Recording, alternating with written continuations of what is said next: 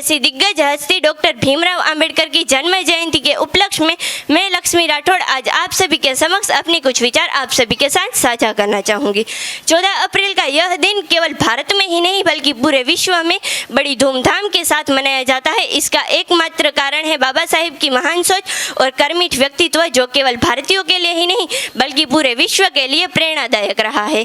दोस्तों, दरअसल हमने बाबा साहेब को अधिकतर दो तस्वीरों में रेखांकित होते हुए ही देखा है। पहला वह जिसमें वे सूट बूट पहने हुए, हाथ में संविधान की किताब पकड़े हुए भारतीय संविधान के रचयिता के रूप में, और दूसरा दलितों के मसीहा या नेता आरक्षण वाले शख्स के रूप में। मगर इसमें कितनी सच्चाई है, इस बात का पता तभी लगाया जा सकता है जब हम उनकी संघर्षमय जीवन शैली पर हल्का सा प्रकाश डालें। किसी इंसान को दर्द पहुंचाना उतना ही आसान है जितना समुद्र में पत्थर फेंकना, उतना समुद्र में फेंके हुए उस पत्थर को ढूंढना। नाम भीमाबाई था। वे महार जाति से ताल्लुक रखते थे, इसलिए उन्हें निचली जाति का माना जाता था। उन्हें कक्षा से बाहर बैठना पड़ता था और पानी पीने के लिए दूसरों पर निर्भर रहना पड़ता था। और एक बार उन्हें बैलगाड़ी से नीचे उतार दिया गया था क्योंकि वे अछूत माने जाते थे। निम्न वर्ग के लोगों को आगे बढ़ने का अवसर नहीं दिया जाता था और उस समय महिलाओं को घर से बाहर कदम रखने की भी इजाज़त नहीं दी जाती थी। ऐसी कई कुरीतियाँ समाज को दीमक की तरह खोखला कर रही थी। भगवान ने इंसान को बनाया, मगर ये क्या, इंसान ने इंसान को बांट दिया। किसी भी व्यक्ति के साथ भेदभाव ना हो, सभी को सम्मान और समान अधिकार मिले, ऐसी उनकी सोच थी। We build a future where all are free, अर्थात हम एक ऐसा भविष्य बनाते हैं जहां हम सभी स्वतंत्र हैं। और इसी सोच से शुरू हुई उनकी लक्ष्य प्राप्ति की। और फिर क्या, फिर आज़ादी के बाद उनकी योग्यताओं को मद्देनजर रखते हुए उन्हें भारत का संविधान रचने का मौका मिला। कड़ी मेहनत के बाद एक दस्तावेज के माध्यम से, एक लेखनी के माध्यम से उन्हें सभी भारतवासियों को समान अधिकार देते हुए पूरे भारत देश का नक्शा ही बदल दिया। और अगर उनका पूरा परिचय जाने तो यह कहना उचित होगा कि देश की राजधानी पलटने वाला डॉक्टर भीमराव अंबेडकर, देश की महिलाओं को अधिकार देने वाला डॉक्टर भीमराव अंबेडकर, छुआछूत जैसी घिनौनी कुरीतियों को खत्म कर देने वाला डॉक्टर भीमराव अंबेडकर और सभी को सम्मान और समान अधिकार देने वाला डॉक्टर भीमराव अंबेडकर। और अंत में मैं इतना ही कहना चाहूँगी, Bill Gates never did Lakshmi puja but he was most richest man. Einstein never did Saraswati puja but he was brilliant. Believe in work not in luck. अर्थात બિલ ગેટ્સે કદી પણ લક્ષ્મી પૂજા કર્યું ન હતું, તેમ છતાં તે અત્યંત ધનવાન વ્યક્તિ છે. આઈન્સ્ટાઈને કદી સરસ્વતી પૂજા કર્યું ન હતું, તેમ છતાં તે અત્યંત બુદ્ધિશાળી હતો. માનો તો કર્મમાં માનો, નહીં કે પ્રારબ્ધમાં. અસ્તુ. જય ભીમ, જય ભારત. આપણે એમને પણ આવી રીતે ખરેખર ટ્રેન કરવાની અને એમને ભણાવવાની જરૂરિયાત છે. કાર્યક્રમને આપણે આગળ વધારતા હું આમંત્રણ આપીશ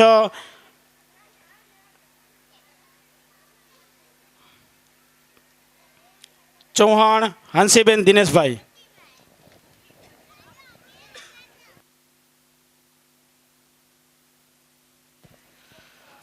ચૌહાણ હંસીબેન દિનેશભાઈ.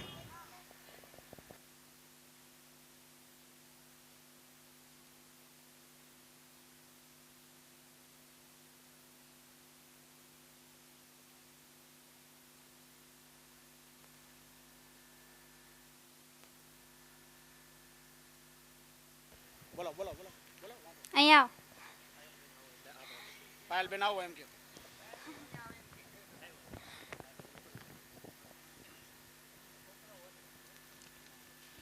હું સ્ટાર્ટ કરું.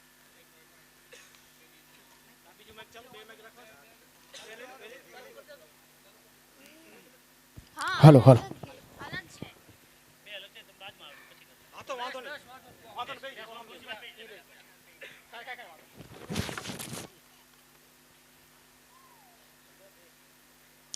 ન્યાય અને સમાનતાની જેણે જગાવી છે જ્યોત, સ્ત્રીઓના હક માટે જેણે આપી દીધી છે આખી જિંદગીની પોત, ગૌરવથી કહો કે અમે એ રાજાના સંતાન છીએ જેણે આખા દેશને આપ્યું છે ન્યાયનું બંધારણ અનમોલ. મારું નામ ચૌહાણ એનસી દિનેશભાઈ છે. હું ધોરણ 8માં અભ્યાસ કરું છું. આજે હું તમારી સામે પરમ પૂજ્ય ડૉક્ટર બાબા સાહેબ આંબેડકર વિશે મારી વાણી રજૂ કરીશ. તે તમે ધ્યાનથી સાંભળો તેવી મારી નમ્ર વિનંતી. આદરણીય મંચસ્થ મહેમાનો અને અહીં ઉપસ્થિત મારી વહાલી બહેનો, ભાઈઓ અને મારા મિત્રો, આજે 14 એપ્રિલ એટલે કે આપણા સૌના મુક્તિદાતા, વિશ્વરત્ન અને બંધારણના ઘડવૈયા ડૉક્ટર બાબા સાહેબ આંબેડકરની જન્મ જયંતિ. આજે મને ગર્વ થાય છે કે હું એક એવી દીકરી તરીકે તમારી સામે ઊભી છું, જેમના જીવનમાં બાબા સાહેબના વિચારો અજવાળા છે. હજારો વર્ષની અંધારી રાતને જેણે ચીરી નાખી, ગુલામીની એ જંજીરોને જેણે તોડી નાખી. દુનિયા ઝૂકે છે સાહેબ આજે પણ એમના જ્ઞાન પાસે, જેણે શૂન્યમાંથી આખી સૃષ્ટિ રચી નાખી. બાબા સાહેબ કહેતા હતા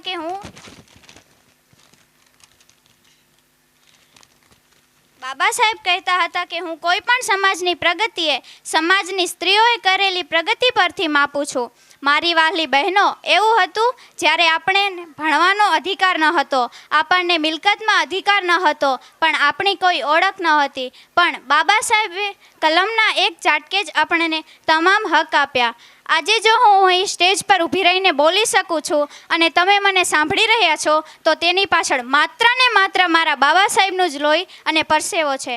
જુલમ સામે લડવાનું જેણે શીખવ્યું છે, માથું ઊંચું રાખવાની જીવવાનું જેણે શીખવ્યું છે, એ જ છે મારા ભીમરાવ આંબેડકર, જેણે સ્ત્રીઓને આકાશમાં ઉડતા શીખવ્યું છે.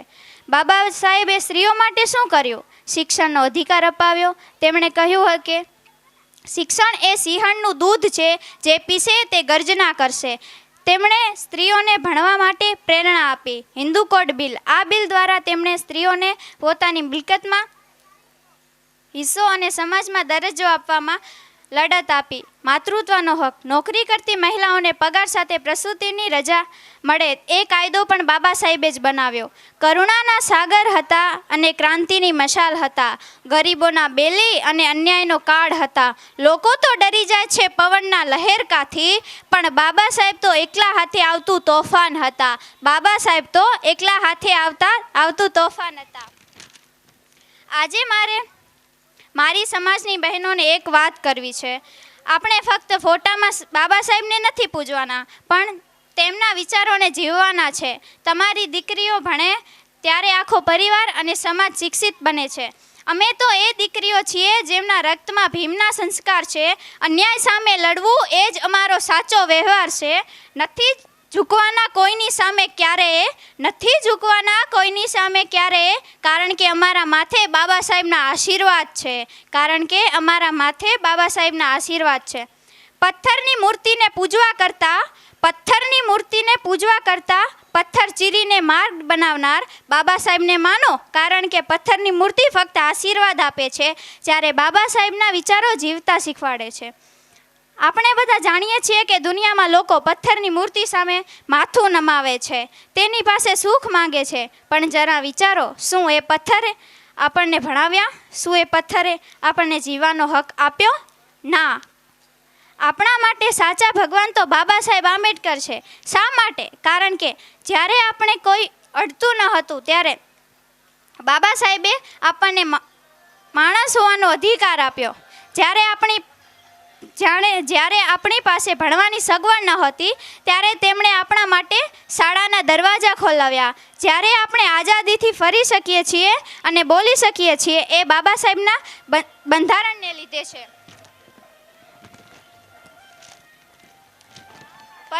પથ્થરની મૂર્તિ કંઈ બોલી શકતી નથી, પણ બાબા સાહેબના વિચારો આજે પણ આપણે સાચો માર્ગ બતાવે છે. એમણે કહ્યું હતું કે તમારા બાળકોને ભણાવો, જો આપણા ઘરે દીવો પ્રગટશે તો જ ગરીબી દૂર થશે. એટલે જ કહું છું કે મૂર્તિની પૂજા કરો કે ન કરો, પણ બાબા સાહેબના વિચારો ચોક્કસ પૂજશો. જેણે આપણને અંધકારમાંથી બહાર કાઢ્યા, એ જ આપણા સાચા તારણહાર છે. कुत्तों की डर से शेर मरा नहीं करते, कुत्तों की डर से शेर मरा नहीं करते, हम बाबा साहेब के बच्चे हैं दादा, किसी के बाप से डरा नहीं करते. તમે મારી વાણીને ધ્યાનથી સાંભળી તેથી ધન્યવાદ. ચાલો બધા મારી સાથે બોલો, જય ભીમ, જય ભીમ. આભાર.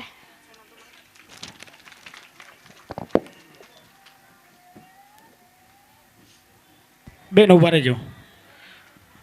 તમને પ્રોત્સાહન રૂપે આપણે હાનિભાઈ જે છે એ 500 રૂપિયા આપે છે બેનને.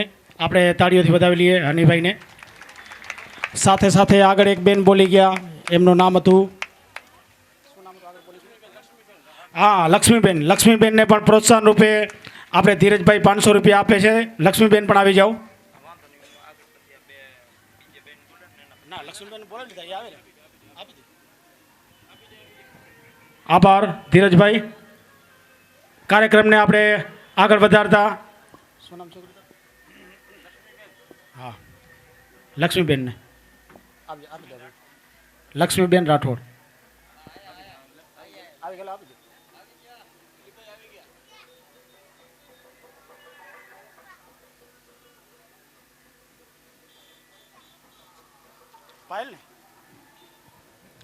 કાર્યક્રમને આપણે આગળ વધારતા પાયલબેનને વિનંતી કરશું કે બાબા સાહેબ આંબેડકર વિશે 2 શબ્દો બોલશે અહીંયા. પાયલબેન.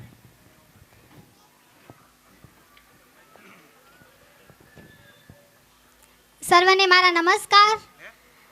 આજના આ દિવસે હું તમને એવા વિશેષ વ્યક્તિ વિશે કહેવા જઈ રહી છું કે જેમના અથાગ પરિશ્રમથી આજે આપણો દેશ પ્રજાસત્તાક અને લોકશાહી દેશ બન્યો છે. કાળના ઘેરા તિમિરમાં ઝગમગે એ જિંદગી, કાળના ઘેરા તિમિરમાં ઝગમગે એ જિંદગી, આસમાન તૂટી પડે પણ ના ડગે એ જિંદગી, આસમાન તૂટી પડે પણ ના ડગે એ જિંદગી. આજે આપણે આવી જ જિંદગીના સ્મરણો સિંચવા છે જે આંધીઓમાં પણ એવી ખુમારીથી જીવી કે આજે પણ તેની બુલંદીઓ વર્તાય છે. આજે પણ આકાશમાં ધ્રુવના તારાની માફક એ અવિચળ છે.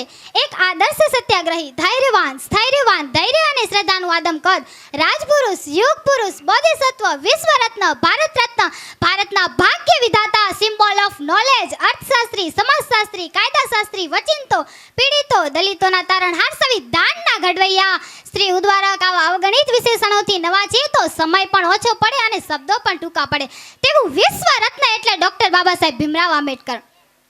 ભારતીય અર્થતંત્રની હજારો વર્ષોની ગુલામીની જંજીરોમાં જકડાયેલ, શોષિત, પીડિત, દલિત પ્રજાના મુક્ત કરાવનાર એકમાત્ર મહામાનવ એટલે ડૉક્ટર બાબા સાહેબ ભીમરાવ આંબેડકર. ડૉક્ટર ભીમરાવ આંબેડકરનો જન્મ 14 એપ્રિલ 1891ના મધ્યપ્રદેશના મહુ નામના ગામમાં એક અછૂત ગણાતા મહાર કુટુંબમાં થયો હતો. તેમના પિતાનું નામ રામજી સકપાલ અને માતાનું નામ ભીમાબાઈ હતું. પ્રાથમિક શિક્ષણ અપાર મુશ્કેલીઓ વચ્ચે પૂરી કરી અછૂત જાતિમાંથી આવતા હોવાથી અસ્પૃશ્યતાનો તેમને બાળપણથી જ ખૂબ સામનો કરવો પડ્યો હતો. બાબા સાહેબને જાતિભેદનો અનુભવ પ્રાથમિક શિક્ષણથી જ થવા લાગ્યો, કારણ કે કોઈ વાળંદ વાળ કાપે નહીં, કોઈ ધોબી કપડાં ધોવે નહીં, શિક્ષક વર્ગની બહાર બેસાડી રાખે, પટ્ટાવાળાના હાથથી ઊંચે ખોબેથી પાણી પીવું પડે અને પટ્ટાવાળો ન આવે તો આખો દિવસ તરસ્યા રહેવું પડે. વર્ગના કાળા પાટિયા પાસે જવાય નહીં. ગમે તેટલું આવડતું હોય છતાંય વર્ગની બહાર કંટાળના ટુકડા પર બેસી અભ્યાસ કરવો પડતો હતો. છતાંય બાબા સાહેબે તે પણ કર્યું. ગોળમેજી પરિષદમાં મેળવેલ હક અને અધિકારમાં જ્યારે ગાંધીજી ઉપવાસ પર ઉતર્યા ત્યારે અનુસૂચિત જાતિના અધિકારથી વંચિત રાખતો પુના કરાર પર સહી કરી ગાંધીજીનું જીવન બચાવનાર એકમાત્ર વ્યક્તિ એટલે ડૉક્ટર બાબા સાહેબ આંબેડકર. આમ ઉચ્ચ અભ્યાસ પૂરો કરીને તે વડોદરામાં આવ્યા. કેટલાય પણ વિદ્વાન માણસ હોય પણ ભારતમાં તો અસ્પૃશ્ય જ હતો. પટ્ટાવાળો છૂટી ફાઇલ ફેંકે, ટેબલને અડકે તો અબડાઈ જાય, કચેરીની બહાર જાય તો જાજમવાળી કચેરીને મંત્ર તંત્રથી શુદ્ધ કરે, રહેવા કોઈ મકાન આપે નહીં, હોટલમાં કોઈ જમવા આપે નહીં. તેથી બાબા સાહેબે એદલજી સોરાબજી બનાવટી નામ ધારણ કરી પારસી સમાજવાડીમાં રહેવા લાગ્યા. ત્યાં પણ જ્યારે ખબર પડી કે આ સાહેબ અછૂત છે, જ્યારે લબાચા બહાર ફેંકી ખૂબ જ અપમાનિત કરવામાં આવ્યા હતા. તેથી છેવટે વડોદરામાં આવેલ કમાટી બાગમાં વડલાના ઝાડની છાયા નીચે બેસી તેમને પ્રતિજ્ઞા લીધી કે દેશમાંથી આવ્યો છું, જન્મ્યો છું, તે દેશમાં થતા અમાનવ્ય અત્યાચારો અને ધૃણાજનક ગુલામીને દૂર કરવામાં જો હું નિષ્ફળ નીવડીશ તો બંદૂકની ગોળી વડે મારા જીવનનો અંત આણીશ. અચ્છા દિખને કે લીએ મત જીઓ બલ્કિ અચ્છા બનને કે લીએ જીઓ. અહીંથી શરૂ થયું સામાજિક સમરસતા અને સંઘર્ષની શરૂઆત. બાબા સાહેબને મદદ કરી મરાઠા નેતા સાહુજી મહારાજે. બાબા સાહેબ કહેતા કે જાતિભેદ તકને તોડી નાખે છે, તકને પાઘડી બનાવી દે છે, તે તક ક્ષમતાને સંકુચિત કરી નાખે છે અને તે પાઘડી ક્ષમતા પુનઃ તકને તોડે છે. આ વિષચક્ર ચાલ્યા જ કરે છે અને આ વિષચક્રના વમણમાં શોષિતો, દલિતો અને પીડિતો પીડાયા જ કરે છે. અને આમાંથી ઉગરવાનો માત્ર એક જ ઉપાય છે, જાતિભેદનો ખાત્મો, જાતિવિહીન શિક્ષણની પ્રસ્થાપના. તેઓનું સ્પષ્ટ માનવું હતું કે જાતિવિહીન શિક્ષણની પ્રસ્તાવના વિના આઝાદી કે સ્વરાજ્યની પ્રાપ્તિ અર્થવિહીન છે.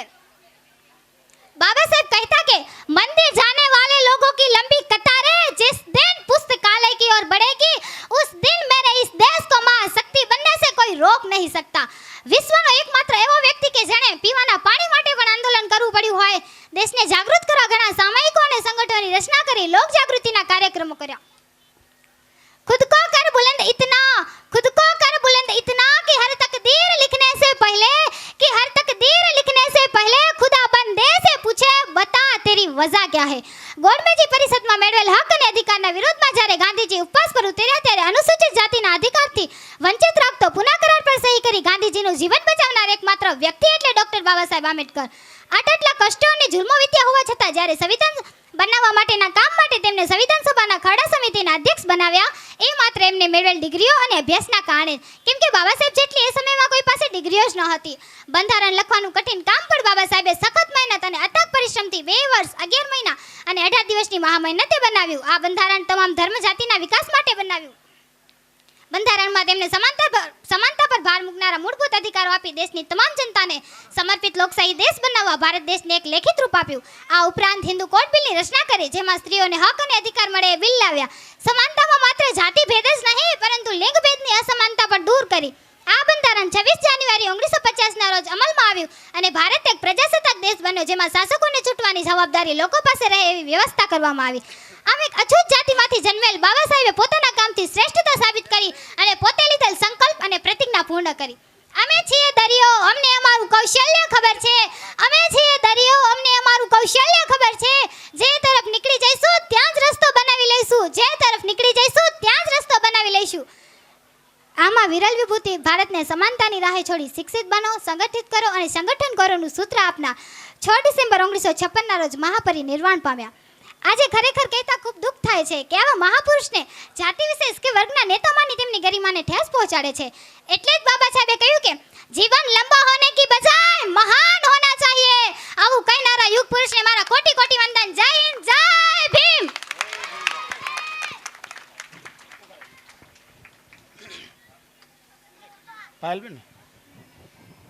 પાયલબેનને પ્રોત્સાહન રૂપે 500 રૂપિયા આપણા સાહેબ શ્રી વેરસીભાઈ સોલંકી સાહેબ શ્રી આપે છે. એમને 500 રૂપિયા. અને હું વિનંતી કરીશ લક્ષ્મીબેનને, ચૌહાણ હેન્સીબેનને અને પાયલબેનને ત્રણેયને પ્રોત્સાહન રૂપે આપણા રવથી સાહેબ આવ્યા છે એ આપશે પ્રોત્સાહન રૂપે 500 રૂપિયા. મહાદેવભાઈ ગોહિલ, લક્ષ્મીબેન, હેન્સીબેન અને પાયલબેન એ ત્રણેયને હું નમ્ર વિનંતી કરીશ અહીંયા સ્ટેજ ઉપર આવે અને પ્રોત્સાહન રૂપે મહાદેવભાઈ ગોહિલ રવથી જે આપણા સાહેબ છે એ પ્રોત્સાહન રૂપે એમને 500 રૂપિયા આપે છે. આપણે તાળીઓના ગડગડાટથી એમને વધાવી લઈએ.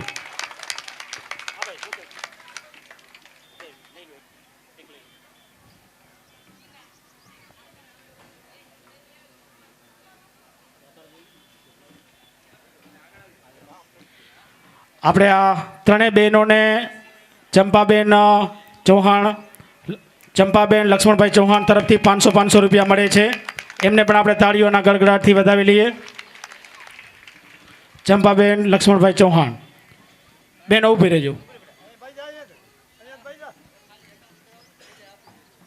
ઓકે ઓકે હા હા તારે એક લઈ લો.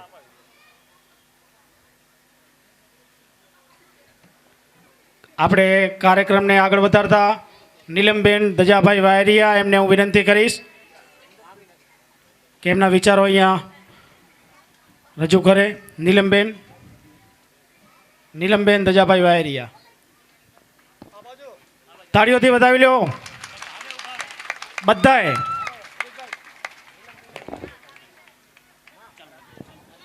હેલો. જય ભીમ, જય ભીમ, જય ભારત, જય સંવિધાન. મારું નામ સોલંકી નીલમ દજાભાઈ છે. હું શ્રી સરસ્વતી કન્યા વિદ્યાલય ધોરણ 9માં અભ્યાસ કરું છું. અહીં ઉપસ્થિત તમામ વડીલો અને તમામ મહેમાનોને મારા નમસ્કાર. જેની કલમમાં તાકાત હતી, જેના વિચારોમાં ક્રાંતિ હતી, એવા મારા ભીમરાવની સાહિત્યમાં ભીમ જયંતી હતી. આખી દુનિયા ઝૂકે છે ભીમના ચરણોમાં, કારણ કે તે માનવતાના મસીહા હતા. ડૉક્ટર બાબા સાહેબ આંબેડકરનો જન્મ 14મી એપ્રિલ 1891ના મધ્યપ્રદેશના મહુ ગામમાં થયો હતો. તેમના પિતાનું નામ રામજી માલુજી સકપલ અને તેમની માતાનું નામ ભીમાબાઈ હતું. તેઓ તેમની માતા પિતાના 14મા સંતાન હતા. તેઓ ભારતીય બંધારણના ઘડવૈયા, સમાજ સુધારક અને દલિતોના મસીહા હતા. ભીમરાવે બાળપણમાં જ્ઞાતિવાદનો સામનો કરવા છતાં શિક્ષણમાં શ્રેષ્ઠતા મેળવી. તેમણે 1927માં મહાર સત્યાગ્રહ દ્વારા સમાનતાની લડત ચલાવી. તે સમયે દલિત સમાજને સાર્વજનિક સ્થળો ખાસ કરીને કે પાણી કે કૂવામાંથી પાણી પણ ભરવાની મનાઈ હતી. મહારાષ્ટ્રના મહાડ શહેરમાં ચાવડા તળાવ હતું. તેનું પાણી દલિતો પી શકતા ન હતા. ડૉક્ટર બાબા સાહેબે નક્કી કર્યું કે માનવતાના નાતે દરેક વ્યક્તિને પાણી પીવાનો સમાન અધિકાર છે. 20 માર્ચ 1927ના રોજ તેઓ હજારો વ્યક્તિઓની સાથે મહાડના ચાવડા તળાવ પર પહોંચ્યા. તેમણે તળાવની પાળે જઈને પોતાના હાથે પાણી પીધું. આ કોઈ સામાન્ય ઘટના ન હતી, પરંતુ સદીઓથી ચાલતી અમાન્ય પ્રથા સામેનો વિરોધ હતો.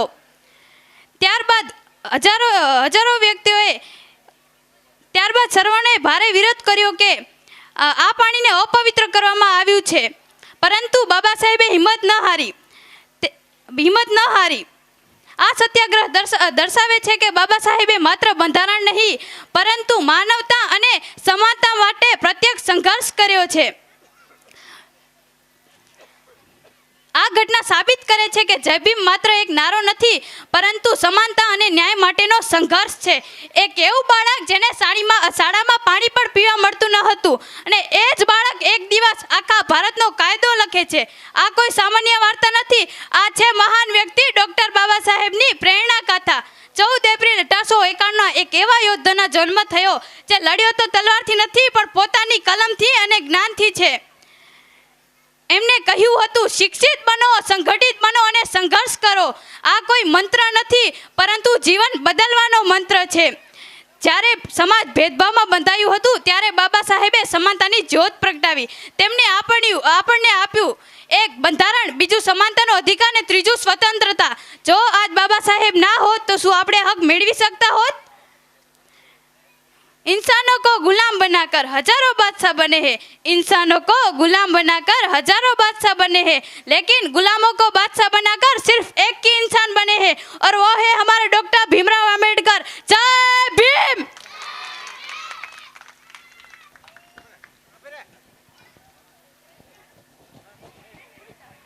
હાલો.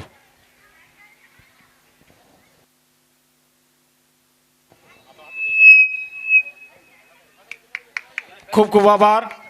આપણે એમને તાળીઓથી વધાવી લઈએ. પ્રોત્સાહન રૂપે બેનને પ્રોત્સાહિત કરે છે સાહેબ શ્રી અર્જણભાઈ ગોહિલ સાહેબ.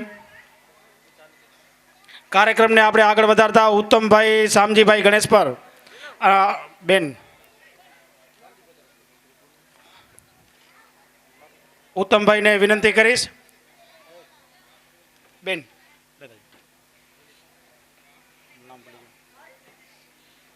નીલમબેન. ઉત્તમભાઈ શામજીભાઈ ગણેશ પરથી તાળીઓ પાડો ભાઈઓ.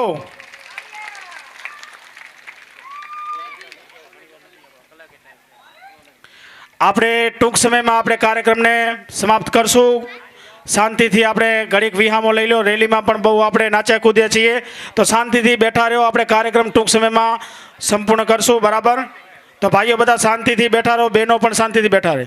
આપણે આ ભાઈને સાંભળશું.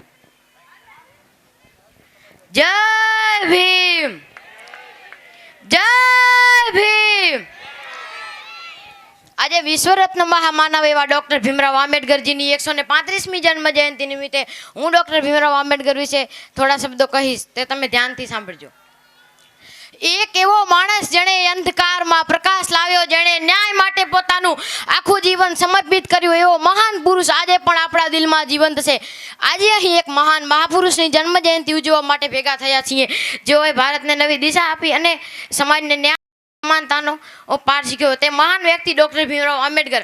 બાળપણથી જ તેમને ભેદભાવનો સામનો કરવો પડ્યો. સ્કૂલમાં તેમને પાણી પણ અલગથી અપાતું હતું, તેમની બેઠક પણ અલગ હતી. વિચાર કરો મિત્રો, આવી પરિસ્થિતિમાં કોઈ પણ હારી જાય, પણ ના, તેમણે હાર માની નહીં.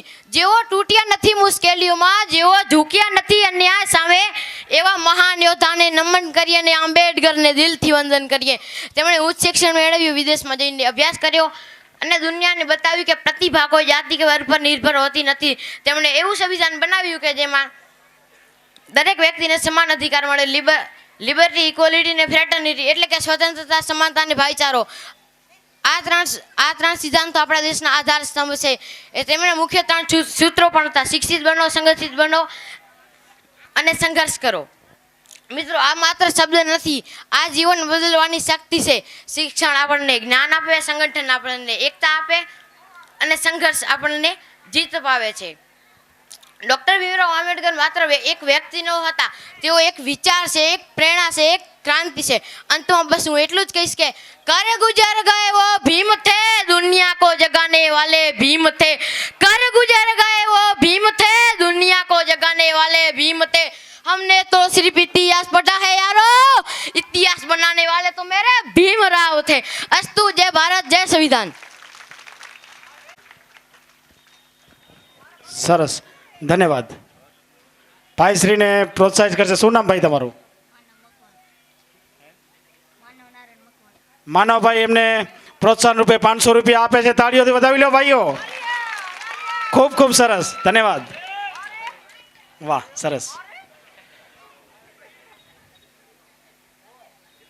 આપણે કાર્યક્રમને આગળ વધારતા જેની આપણે આતુરતાપૂર્વક રાહ જોઈ રહ્યા છીએ આપણા સંયોજક સાહેબ શ્રી અશોકભાઈ રાઠોડને હું વિનંતી કરીશ કે એમના વિચારો અહીંયા રજૂ કરે. આપણે શાંતિથી એમને સાંભળીએ. અશોકભાઈ રાઠોડ સાહેબ, તાળીઓથી વધાવી લ્યો.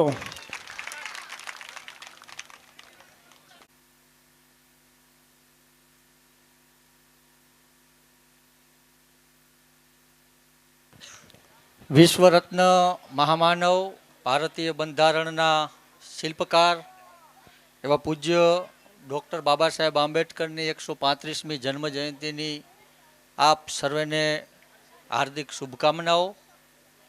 વિશ્વને શાંતિનો સંદેશ આપનાર તથાગત ગૌતમ બુદ્ધના ચરણોમાં વંદન કરીને મારી વાતની હું શરૂઆત કરું છું. ભાઈઓ, આપા એવું ભાઈ આમ અંદર આવતા રહો, થોડીક વાર લાગશે હવે. અને આ ભાઈઓ ઊભા છે અહીંયા બેસવાની જગ્યા કરી લો, બીજા સ્ટેજ ઉપર આવતા રહો. સ્ટેજ આપણું જ છે, અહીંયા કોઈ મોટું નાનું નથી. આજે 14મી એપ્રિલ એટલે કે ડૉક્ટર બાબા સાહેબ આંબેડકરની જન્મજયંતિને આજે ડૉક્ટર બાબા સાહેબ આંબેડકરને 135 વર્ષ પૂરા થાય છે. અને આજે આપણે ખાલી રાપરમાં નહીં, ખાલી કચ્છ જિલ્લામાં નહીં, ખાલી ગુજરાત રાજ્યમાં નહીં કે ખાલી ભારતમાં નહીં, પણ વિશ્વના 192 દેશ ડૉક્ટર બાબા સાહેબ આંબેડકરની જન્મજયંતિ ઉજવી રહ્યા. વિશ્વ બાબા સાહેબ આંબેડકરના જ્ઞાનનું એટલું દીવાનું છે, એમના કનેથી એટલી પ્રેરણા લે છે કે ત્યાં બેઠા બેઠા બાબા સાહેબના વિચારોમાં હાલીની દેશ પ્રગતિ કરે છે. જે સમાજમાં બાબા સાહેબ આંબેડકરે જન્મ લીધો, જે સમાજને બાબા સાહેબ આંબેડકરે જવાબદારી આપી, એ સમાજ ખાલી બાબા સાહેબ આંબેડકરને 14 એપ્રિલે યાદ કરે છે.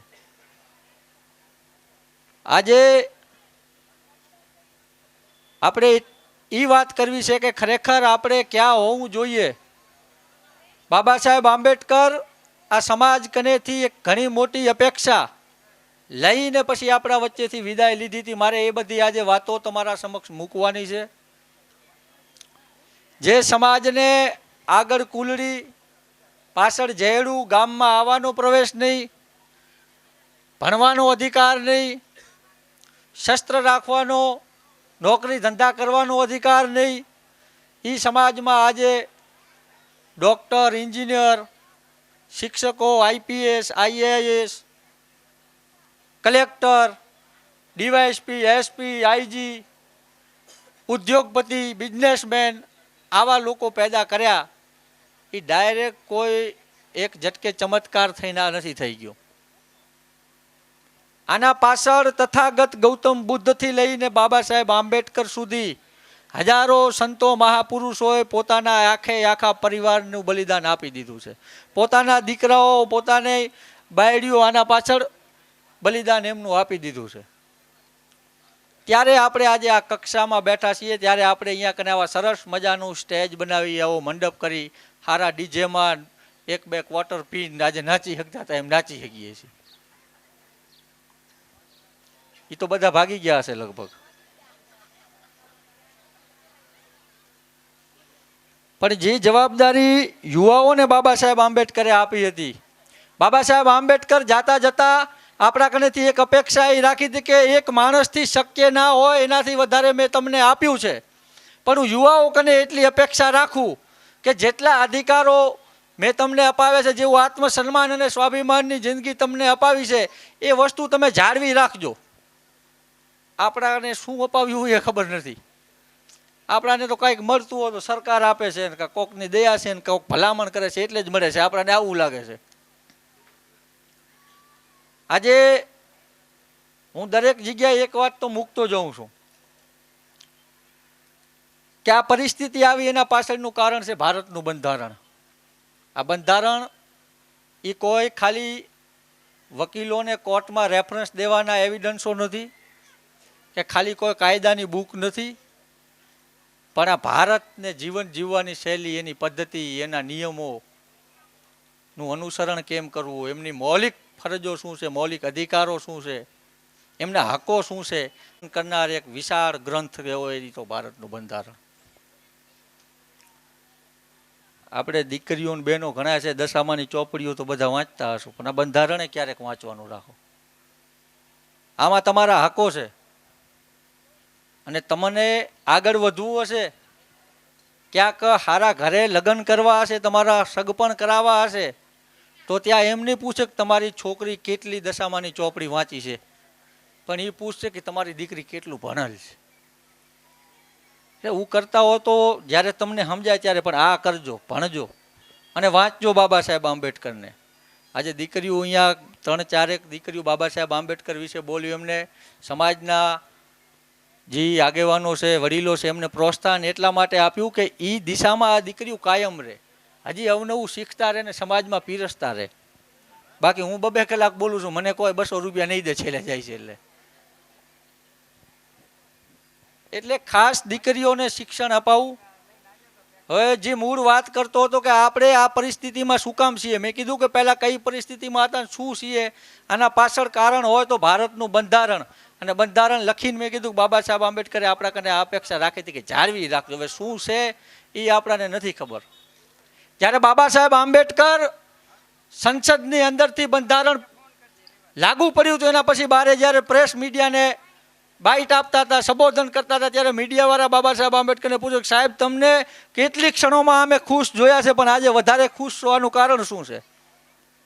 એટલે બાબા સાહેબ આંબેડકર જવાબ આપતા કહે છે કે આજે હું વધારે ખુશ છું એનું એકમાત્ર કારણ છે કે પહેલાં રાજાના ઘરે જન્મ લેતા એ રાજા બનતા, પહેલાં રાણીની કોખેથી જન્મ લેતા એ રાજા બનતા, પણ મેં આજે એ રાણીની નસબંધી કરી નાખી છે. હવે મારો સમાજ જેને ચાહશે ને એ રાજા બનશે.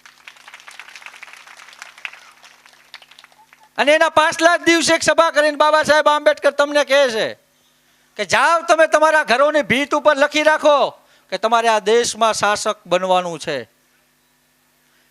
1950માં બાબા સાહેબ આંબેડકર આ વાત કરે છે ત્યારે લગભગ આપણા કોઈ કને ભીતોવાળા મકાન રહેવા નહોતા, છાપરાઓમાં રહેતા, ખીપડો નાખીને રહેતા.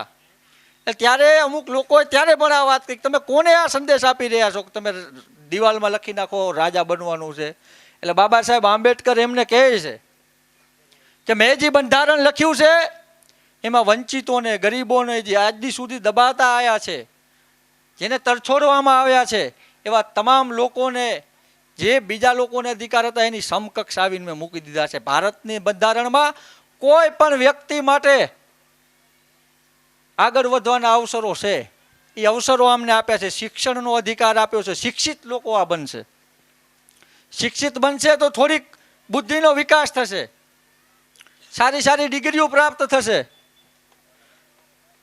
ઉદ્યોગપતિઓ બનશે, ધંધાધારીઓ બનશે, પૈસા કમાશે ત્યારે પાકા મકાને બનશે. આ બાબા સાહેબ આંબેડકરે આજથી 75 વર્ષ પહેલા આ વાત કરી. ત્યારે બાબા સાહેબ કઈ ગયા અત્યારે થાય છે. એટલે બાબા સાહેબ દૂરદર્શી નેતા હતા. આ બાબા સાહેબ આંબેડકરે જે આપણાને વાત કરી એ પ્રમાણે આજે બધું છે આપણા કને છે ને. આપણે ભણેલા ગણેલા છીએ, આપણે સારા કપડાં પહેરીએ છીએ, આપણે ગાડીઓમાં ફરીએ છીએ, આપણે એન્જિનિયરો છીએ, આપણે ડૉક્ટરો છીએ, આપણે વકીલો છીએ, આપણે જજ છીએ, આપણે કલેક્ટર છીએ, આપણે મામલતદાર છીએ, આપણે પોલીસ છીએ, આપણે અધિકારીઓ છીએ અને આપણા પાકી દિવાલોવાળા આપણા મકાનો પણ છે. બાબા સાહેબે કીધું એ પ્રમાણે બધું થયું, પણ જે લખવાનું હતું એ ભૂલાઈ ગયું.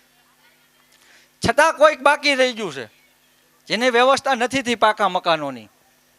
એના માટે બાબા સાહેબ આંબેડકરે બંધારણમાં બીજી જોગવાઈ કરી, જે તમે અત્યારે લાભો લઈ રહ્યા છો ગામડામાં. ડૉક્ટર આંબેડકર આવાસ યોજના, સિટીમાં પ્રધાનમંત્રી આવાસ યોજના. આ કોઈ તમારા ઉપર ઉપકાર નથી કરતું, આપણા બાપે આપેલ અધિકાર તમને આપે છે કે આ તમારો અધિકાર છે. જેને રહેવા મકાન નથી એને મકાન બનાવી દેવાની જવાબદારી સરકારની છે. જેને રહેવા પ્લોટ નથી એને પ્લોટ ફાળવાની જવાબદારી સરકારની છે. જેને ખેતીની જમીન નથી એને આપવાની જવાબદારી સરકારની છે. જે પોતાના આરોગ્ય માટે વ્યવસ્થા નથી કરી શકતો તો એને આરોગ્ય પૂરું પાડવાની જવાબદારી સરકારની છે. એમ આજે આપણે આંબેડકર આવાસ યોજના હેઠળ જે મકાનો બને છે ને એ બાબા સાહેબ આંબેડકરની દેન છે. એમ મેં કીધું કે સમાજ આગળ વધી ગયો છતાં કોઈક પછાત રહી ગયું, એને હજી પાકી દિવાલોવાળા મકાન નથી, તો એ આંબેડકર આવાસ યોજના હેઠળ મકાન બનાવ્યા. હવે મકાન આંબેડકર આવાસ યોજના હેઠળ બનાવ્યા આપણે બધાએ જોઈએ છે, પણ એ મકાન પણ તૈયાર થઈ ગયા ને ત્યારે પણ કૃપા આપણે બીજા કોકની લખાવી. ત્યારે આપણે જેની લખાવી હતી એની ન લખાવી. એટલે દુઃખ ત્યારે થાય કે આંબેડકર આવાસ યોજના વાળા મકાનમાં બીજાની કૃપા લખેલો હોય.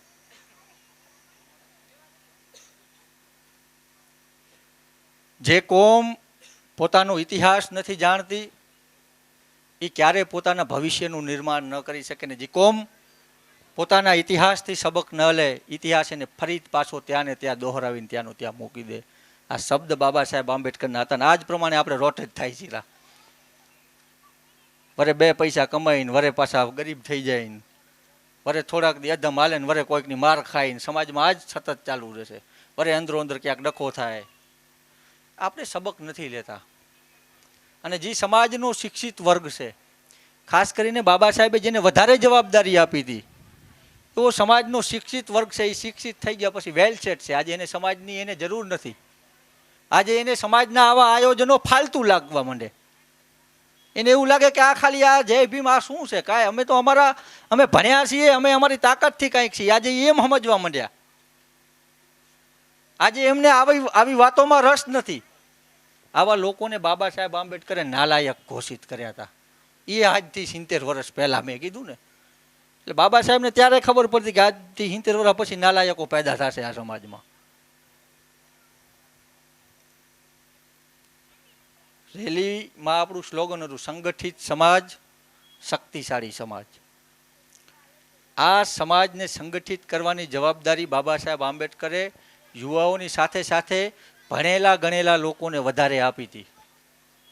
અને જે સમાજ સંગઠિત હોય એના ઉપર અન્યાય ન થાય, જે સમાજ સંગઠિત હોય એની ઉપર અત્યાચાર ન થાય, જે સમાજ સંગઠિત હોય એના હક અધિકારો ન ખવાય, જે સમાજ સંગઠિત હોય એની ઉપર કોઈ આંગળી ન ચીંધી શકે, જે સમાજ સંગઠિત હોય એની બેન દીકરીઓ ઉપર કોઈ ખરાબ નજર ન નાખી શકે, જે સમાજ સંગઠિત હોય એ સમાજ પ્રગતિશીલ બને. એક જ ખાલી સંગઠનના આટલા બધા હજારો ફાયદા થાય ને આપણે કાંઈ સંગઠનની પડી નથી. 14મી એપ્રિલ ખાલી આપણે રેલી ડીજેમાં નાચીને ઘરે ભાગી જવાનો કાર્યક્રમ સમજીએ છીએ. 14મી એપ્રિલની શરૂઆત બાબા સાહેબ આંબેડકર જીવિત હતા ત્યારથી કરવામાં આવી. 14 એપ્રિલ ક્યારથી યોજવામાં આવી? જ્યારે બાબા સાહેબ આંબેડકર જીવતા હતા ત્યારે આપણા જેવા લોકો ડીજેના શોખીન અત્યારે નાચીને ભાગી ગયા એવા તેદીએ હતા. એ લોકો બાબા સાહેબ આંબેડકર કને ગયા કે સાહેબ તમારો જન્મદિવસ અમારે ધામધૂમથી ઉજવો છે ને ઢોલ નગારા શરણાઈઓ સાથે અબીલ ગુલાલ અને હે આખો સમાજ ભેગો થઈને નાચશું કૂદશું, કારણ કે તમે અમારા માટે આવું કરી ગયા, ભગવાન કહેવા આટલા અમને અધિકાર અપાયા, તો અમારે તમારો જન્મદિવસ ઉજવો છે. એટલે બાબા સાહેબ કે ભાઈ મારે આવા ખોટા નાટક વેળામાં મને રસ નથી, જે કામ કરવાના છે એ કરીએ. આવતા રહ્યો બધા આવા બેસી જાવ ઉપર વાંધો. બાબા સાહેબ કે મને આવી વાતોમાં રસ નથી, જે કામ કરવાના છે એ કરીએ. પણ અત્યારે જેમ લોકો હતા એમ તેજી હતા કે ના ના ભાઈ અહીંયા ડીજે ઊભા જ રાખો, વગાડવા જ છે. તેજી કીધું કે ના આ તો અમે કરશી જ સાહેબ.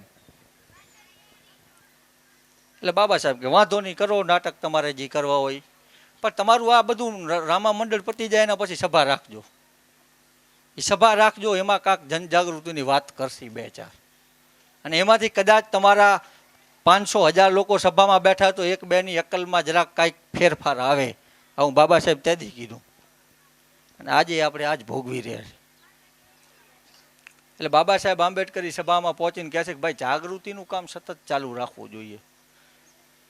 જાગૃતિ શું છે એ જ આપણને ખબર નથી. જાગૃતિ કોઈ છોરીનું નામ નથી. તમારા સમાજના અધિકાર પ્રત્યે, હક પ્રત્યે, તમારા આત્મસન્માન, સ્વાભિમાનની જિંદગી કેમ જીવી, તમારા બંધારણમાં હકો શું છે એનું જતન કેમ કરવું, આ જાળવી રાખવા માટે સતત જનજાગૃતિના કાર્યક્રમો કરવા જોઈએ. આવું બાબા સાહેબ આંબેડકર કહેતા. આ તમે આજે અહીંયા ભેગા થયા છો 14 તારીખના, આના પહેલાં અમે કેટલાય ગામડામાં જઈ આવ્યા આની આ વાત લઈ, અને આના પછી એ જઈ આવશું. એટલે આમાં કોઈ અમને કોઈ પગાર નથી આપતું કે આ કોઈ અમારી જવાબદારી છે સમાજે અમારા માથે જ મૂકી છે, એવું એ નથી. અને કોકને એવું લાગતું કે ભાઈ એમને એમ તો થોડી દોડતા છે, કાંઈક વર્તું છે તો એ 2 દી અમારા ભેગે આવે એટલે એમનું કરે અમારા ભેગું. પણ બાબા સાહેબ આંબેડકરે મેં કીધું કે જવાબદારી આપી, અને એ બાબા સાહેબ આંબેડકરની જવાબદારી 1% નિભાવી રહ્યા છે. 1% આટલી બધી જવાબદારી બનતી હોય તો આપણે 100% નિભાવી તો ઘણી હોય. એટલે આપણે બધાએ 100% જવાબદારી નિભાવવી પડશે. પણ આપણે ખાલી બાબા સાહેબના અધિકારો લીધા, માર ખાધી ત્યારે ક્યાંય ગયા જય ભીમવાળા, આના ઉપર એટ્રોસિટી કરવી છે, અને અમે બધા નવરા જોઈએ આખો દી. રાતના 2 વાગે ફોન કરો તો હું દિલીપને ફોન કરું, એ 200-300 ભેગા થઈ જાય ને આ કરો દાખલ ગુનો, અને પછી અઠવાડિયા પછી 2-5 લાખમાં સમાધાન થઈ જાય. એટલે હું લોકો પછી કહે કે આ બચારા આ લોકોને અમારાથી કાંઈ પ્રોબ્લેમ નહોતો, હું જય ભીમવાળા આવ્યા હતા ને અહીંયાના લીધે કરી. તમારી ઉધારી હોય અને તમને એમ લાગતું હશે કે આ તો ગાંડા છે, જ્યારે કઈ રીતે આવી જાય. પણ અમે સમાજની ભાવના અમારા અંદર છે, ભાવના સામાજિક ભાવના છે એટલે આવી. બાકી એવું નથી કે કાંઈ ખબર નથી પડતી. તમને કોઈક જેમ રાજકારણીઓ તમને બનાવી જાય એમ અમને બનાવતા આવડે છે, અને અમે એમનાથી મોટા રાજકારણીઓ છીએ. અરે અમે તો રાજકારણમાં આવ્યા, અમે ચૂંટણીઓ લડી ત્યારે હારા તાલુકાના નેતા થઈને ફરતા હતા, એમને બૂથ એજન્ટ બનાવી નાખ્યા, એવા રાજકારણી છીએ અમે. આ પણ બધે તમે જોયું હશે. પણ સમાજમાં આ નથી કરતા. નકેજી પોતાને ધુરંધર નેતાઓ કહેતા ને આપણો સમાજ પાછો એમને માને છે મોટી પ્રમાણમાં, એ કે એમ કરશી. એવાને અમે બૂથ એજન્ટ બનાવી નાખ્યા હતા, આવા નેતાઓને. એવા રાજકારણી છીએ કે અમારા સામે કોક જીતે એના કરતાં વધારે ચર્ચામાં અમે હોય, આવા રાજકારણી છીએ. પણ સમાજ સાથે રાજકારણ રમવાનું ન હોય, સમાજ માટે રાજકારણ કરવાનું હોય. આ વસ્તુ જ્યારે આપણી સમાજમાં રાજકીય ક્ષેત્રે જોડાયેલો તમામ માણસ આ યાદ રાખી લેશે ને કે મારા માટે કોઈ પાર્ટી નહીં, હું જે પણ પાર્ટીમાં છું એ પાર્ટીમાં મારા યુવા ગ્રુપના જે સાથી મિત્રો છે એમની સલાહ સૂચન, એમની રજા લઈને, અને એમને કીધું કે તમારે નહીં, મારે ખાલી હું જાઉં છું. કદાચ મને ક્ષેત્ર છે ને તો હું એકલો છેતરાઈ જઈશ, મારે સમાજને નથી આખો ભોગ દેવો.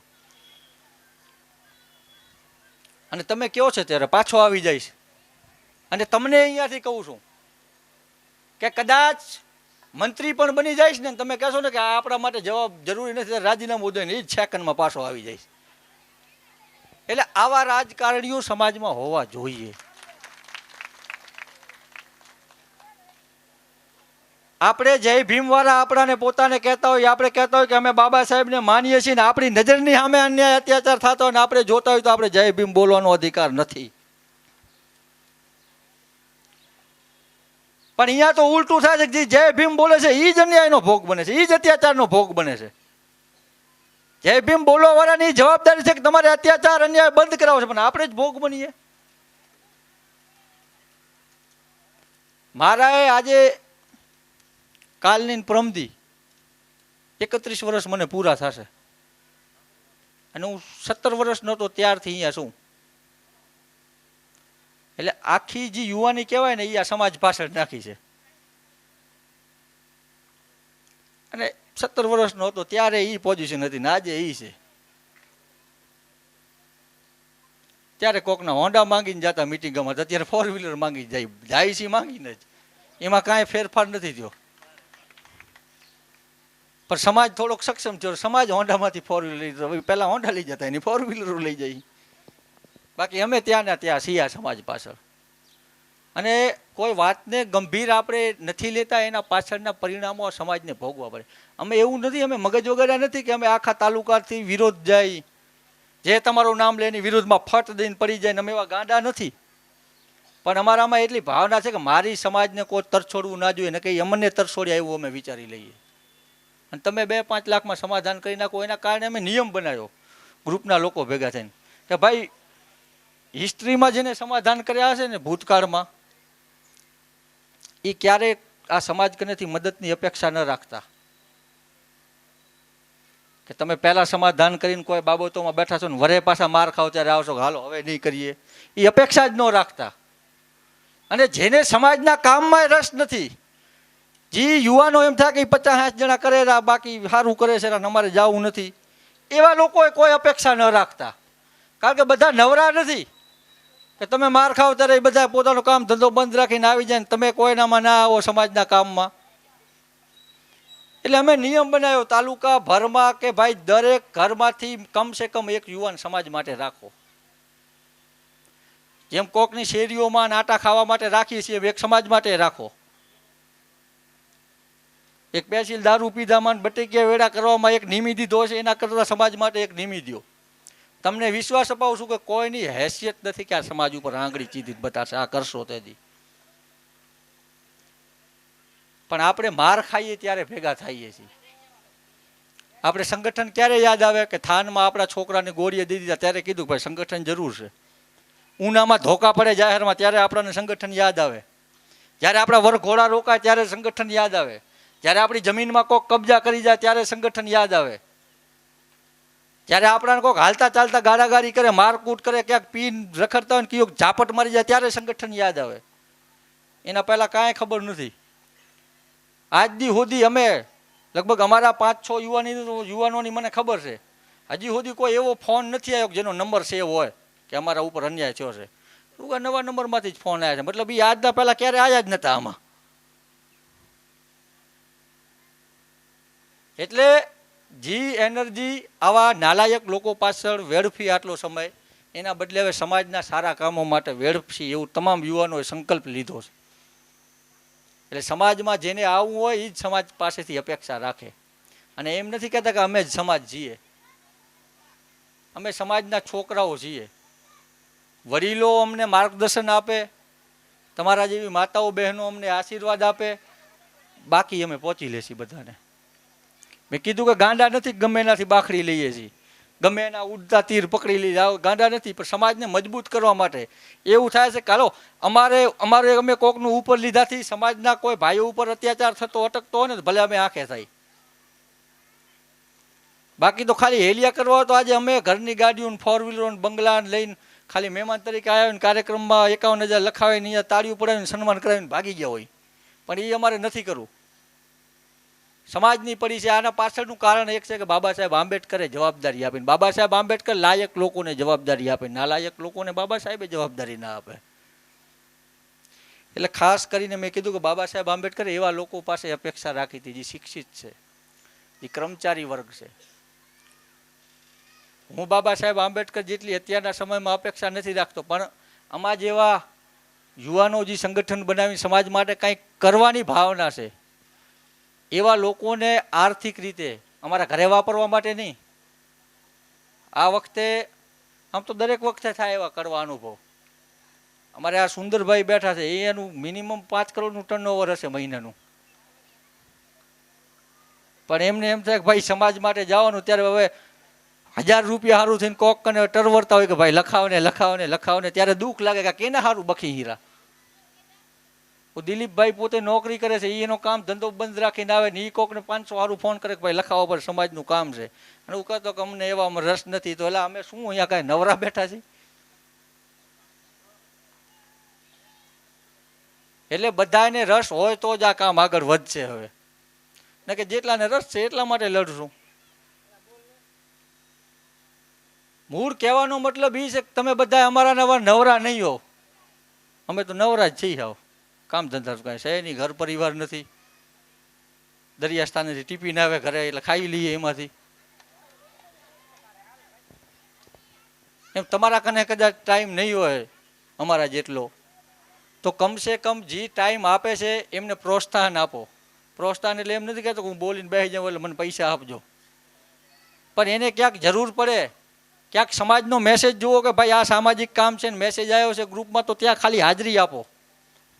તમને કોઈ પાર્ટીઓના, કોઈ હોદ્દાઓના કે બીજા પ્રોટોકોલ નતા હોય, તમારા છોકરાઓને મૂકો, તમારા સંબંધીઓને મૂકો. એ ના થતું હોય તો તમે એને આર્થિક રીતે મદદ કરો. ભાઈ તું તારું કામ બંધ રાખીને જા, હું કમાવું છું ઘરે, મારાથી નહીં હોય. આમ કરો. એમ ન થાય તો ઘર ચાલીને બેસી રહ્યો, હામાં ઊભા ના રહ્યો સામેવાળા પક્ષમાં. આટલું કરો તો તમે સમાજનું 50% કામ કરી નાખ્યું. ચૂંટણીઓની વાત હું નથી કરતો, હામો પક્ષ તમને એમ કે આ ચૂંટણીની વાત છે. ચૂંટણીઓમાં તમારે જ્યાં જવું હોય ત્યારે જાજો, એ તમને સમજાય ત્યાંથી વંદન. તમને જે પક્ષ યોગ્ય લાગે ત્યાં જાજો. એ પણ જે સમાજને નુકસાન કરે છે એમની સાથે ન જતા. આ આંબેડકર જયંતિની આ વાત આપણે ખાલી સમજીને જઈએ ને કે મારે મારા સમાજને મજબૂત બનાવવો છે. પક્ષ, પાર્ટીઓ, હોદ્દા એ બધું એની જગ્યાએ. અને આજે જે પાર્ટીઓની આપણે ગુલામીઓ કરી છીએ ને એમાં અમુક ટકા જ લોકોનું વર્ચસ્વ છે ને એ શેના કારણે વર્ચસ્વ છે કે એ એની સમાજનું સંગઠન બનાવીને બેઠા છે ઓછા પણ સંગઠિત છે. અને આજે આપણે ભારતમાં સૌથી વધારે જ્ઞાતિવાય સમીકરણમાં સૌથી વધારે વોટ આવતો હતો આ સમાજના. એ હજી સ્પેશિયલ ડિપાર્ટમેન્ટોમાં જ રાખવામાં આવે છે. અહીંયા આભરસેટ છે આપણા માટે. એ જાહેર સમિતિમાંની ડિપાર્ટમેન્ટ, ખેડૂત મોરચો, ઓબીસી મોરચો, એસસી મોરચો. આનાથી પણ વિશેષ જે સમાજમાં, અને હું તો રાજકારણમાં આવ્યા પછી એ જોયું છે, સમાજમાં આગેવાન થઈને ફરતો, અમને બોલવા ના દેતો, ત્યાં કને 5,000 રૂપિયા સારું બૂથ એજન્ટમાં દોડતો હોય.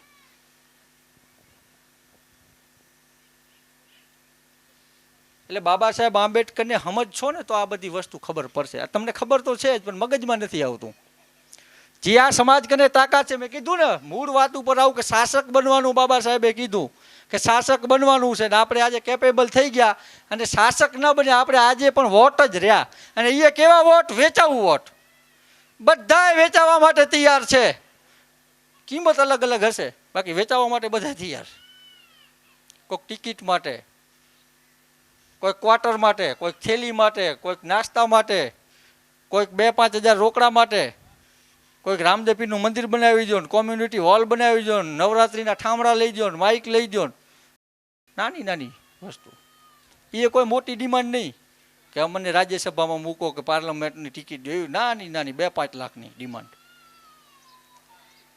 એ પાછા હું એમાંથી જ દે, તમારે અનુસૂચિત જાતિની ગ્રાન્ટ આવી એમાંથી કાપ લાગીને તમને દઈ દેતા હોય, તમારા ને તમારા પાછા.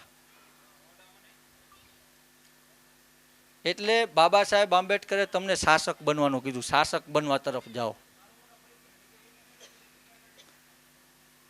મેં કીધું કે બાબા સાહેબે કીધું કે મેં રાણીની નસબંધી કરી નાખી. તમારા માટે રાણીની નસબંધી કરી બાબા સાહેબે. તમને ખબર નથી. તમે સમાજની નસબંધી કરવા ફરો હો આજ. આજે તમને સમાજના કામોમાં રસ નથી. આજે તમને જય ભીમ એટલે ખાલી 14 એપ્રિલ એવું જ લાગે છે. આજે તમારે આગેવાન થઈને બેહવું છે પણ સમાજ ઉપર અન્યાય અત્યાચાર થાય ત્યારે ક્યાંય નથી દેખાવું. સમાજને તમારી જરૂર હોય ત્યારે નથી આવું. એટલે આવવાનું ચાલુ કરવું પડશે. નથી આવતા એનું કારણ એ નથી કે એમને સમાજ પ્રત્યે દ્વેષ છે, ખાર છે, પણ એને એટલી નથી ખબર જેટલી આપણાને ખબર છે. જે રેલીઓમાં પીને આવીને ઉલ રહેશે ને આપણને ઘણો બધો ખાર ચડે ભાઈ, સ્વાભાવિક છે, પણ એને નથી ખબર. એને એ આંકડો નથી ખબર કે આ સમાજની દીકરી ઉપર દર 24 કલાકે એક બલાત્કાર થાય છે દેશમાં. એને એ નથી ખબર કે આ સમાજના દર એક દિવસે આ સમાજના 10 ભાઈઓ માર ખાય છે. એને એ નથી ખબર કે આ સમાજનું શિક્ષણ હાવ પૂરું થઈ ગયું છે. એને એ નથી ખબર કે આ સમાજનું હાવ અનામત ખતમ થઈ ગઈ છે. એને એ નથી ખબર કે આ સમાજનું રાજકીય પ્રતિનિધિત્વ ખતમ કરવાના ષડયંત્રો હાલી રહ્યા છે. આને આ નથી ખબર. આ ખબર હોય ને તો એ દારૂ ન પીતો હોય. આ ખબર હોય તો એ આપણાને ફોન કરે કે ભાઈ કયા ગામડે મિટિંગમાં જાઓ છો, અમે હાલી. પણ આપણે નથી ખબર, એને ખબર પડાવવી પડશે. અનામત બચાવો આ આંદોલન એવા લોકો જ કરવા પડે કે જેના ઘરમાં કોઈ દાહ પાસ ના હોય. કેના માટે કરવા? કે મારી સમાજનો નાલાયક આઈપીએસ છે, એનો છોકરો લંડન ભણે હારો, એને અનામતની જરૂર પડશે. મારી સમાજનો કોક એક નાલાયક માણસ કેપેબલ થઈ ગયો છે, જેને સમાજના કામોમાં રસ નથી, એના દીકરા દીકરીઓને કાંઈક લાભ મળે. આના માટે લડવાનું. એટલે આ લડાઈ કોઈ 1-2 વ્યક્તિની જવાબદારી નથી, આ બધા લોકોની આ જવાબદારી છે. અને આ લડાઈ સમાજને સક્ષમ મજબૂત બનાવવાની લડાઈ છે. એમાં તમારા બધા લોકોએ સાથ સહકાર આપવો પડશે ને આપણે બધા તાકાતવર છીએ. જેટલી તાકાત મારામાં છે એટલી તમારા દરેકમાં છે, અને જે તમારામાં છે એ મારામાં જ છે, વધારે એ નથી. પણ ફરક એ છે કે ભાઈ કરીએ એટલું કામ થાય, અને થાય એટલે કામ કરીએ. બે શબ્દ એક જ છે, ખાલી આડા આવરા છે.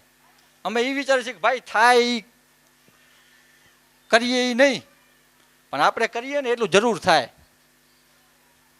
એટલે આપણે બધા લોકો એ વિચારશે કે આ કંઈક હવે આંબેડકર જયંતિને અમે ક્યાં ક્યારે લખાવી શકાય. માર ખાવ ત્યારે તો આવજો મહેરબાની કરીને, ક્યાંક જરૂર પડે ત્યારે તો ફોન કરજો, હાલો પોલીસ સ્ટેશને ભેગા. આ મારા યુવાનોના અનુભવ હું શેર કરું છું. અને અમે કામ એવા લોકો માટે કરી રહ્યા છીએ. અમુક એવા લોકો મળ્યા કે જે બચારા અત્યારે આજની તારીખમાં હોસ્પિટલમાં છે, દવાઓ ચાલુ છે ને અત્યારે હોસ્પિટલમાં છે, અને એ ફોન કરીને કહે છે કે ભાઈ મારા 5,000 લખજો ને સમાજના કામ માટે. એટલે આવા લોકો વચ્ચે કોઈક ધકી જાય એટલે વરે એમ થાય કે ના સમાજનું કામ ન મુકાય. નાલાયકો માટે બિલકુલ નથી લડતા. આવા લોકો મનોબળ મજબૂત કરે છે. એવા લોકો છે કે જે કહે છે કે ભાઈ અમારા કને ટાઈમ નથી, પણ તમે કરો રાઈ સારું કરો. છતાં જો જ્યારે ખરા ટાઈમે જરૂર પડે ને ત્યારે તો આવશે જ, પણ અમે હાજર નહીં રહી શકી તો અમે આર્થિક યોગદાન આપશી સમાજના કામમાં.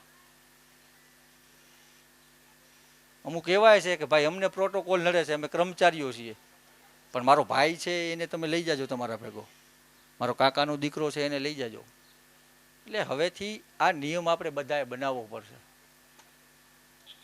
ચૂંટણીઓમાં તમારે જેને વોટ દેતા હોય ને દેજો, એમાં કોઈ ફેરફાર ન કરતા. પણ આમાં સમાજમાં તો નિયમમાં ફેરફાર કરો કે ભાઈ એક થઈને જો. આ કોઈ પાર્ટી ના નથી પાડતી, હું એક પાર્ટીમાં છું, મને ક્યારે નથી કીધું કે તારી સમાજમાં ન જાજે, પણ હું એમને કહું છું ભાઈ મારી સમાજનું અત્યારે કામ છે, તમારામાં નહીં આવું. અત્યારે ચૂંટણી ચાલુ છે, મારે ચૂંટણીનો પ્રચારમાં આવવું પડે, પણ 15 દિવસે હું આંબેડકર જયંતિની જનજાગૃતિની મિટિંગોમાં છું.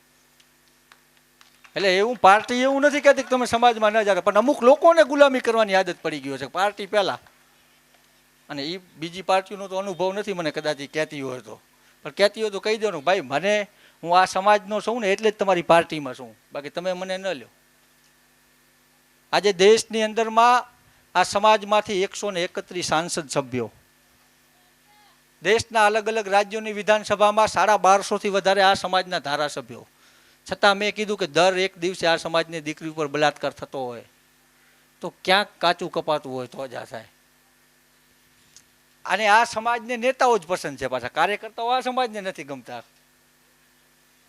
સંઘર્ષ કર્યાવાળા મહેનત કરવાવાળા સમાજને નથી ગમતા. અહીંયા તો સ્કોર્પિયોમાં આવીને ઉતર્યા તો બધા ટોરો વળીને સેલ્ફી લેતો, ફોન ભેગે પહોંચી જાય એ તો હાલ્યો આવશે જ્યારે કઈ ત્યારે ક્યાંય ને કાંઈ એવું.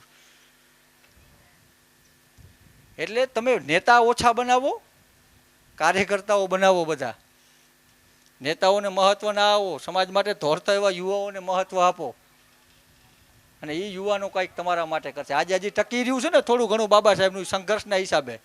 અહીંયા અમે 25-50 ને લઈને બેઠા હોય, એમ બીજા ગામમાં 25-50 બીજા હોય, એમ મોટી ચેન આખા દેશમાં બને છે, એના કારણે ટકી રહ્યું છે. ન કે તમારે અનુસૂચિત જાતિ મોરચો એ બંધ થઈ જાય અને એના માટે બંધ થઈ ત્યાં તમારું કાંઈ ના ઉપજે.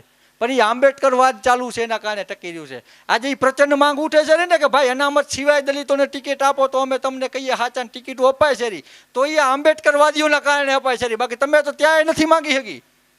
એ તમારા માટે સમાજ અવાજ ઉપાડે, એટલે સમાજને પ્રોત્સાહન આપો. મેં કીધું એ પ્રમાણે આપણે સંગઠિત રહેશું તો બધા સમાધાનોના શક્ય છે. મેં કીધું નાની નાની સમાજો આપણા કરતાં શિક્ષણમાં પાછળ, આપણા કરતાં વસ્તી ઓછી એવી સમાજોના તમે શૈક્ષણિક સંકુલો જુઓ, ભવ્યથી અતિ ભવ્ય એવું લાગે. આપણે બધી રીતે સક્ષમ છીએ ને આપણા કને એક જ માંગ કે ભાઈ અમને કોમ્યુનિટી હોલ મંજૂર કરી દો. હજી આપણે કોમ્યુનિટી હોલમાંથી જ બહાર નથી નીકળ્યા. આ સમાજ ધારે, આ સમાજ જેટલા રૂપિયાનો દારૂ પી જાય છે એ ખાલી એક દી ન પીએ ને તો બીજા દી યુનિવર્સિટી ઊભી કરી નાખે. આ સમાજ ખાલી એક દી નવરાત્રિમાં ના જાય ને તો તાલુકે છોકરીઓને દીકરીઓને હોસ્ટેલો બની જાય. એક જ દી નવરાત્રિમાં ન જાય તો.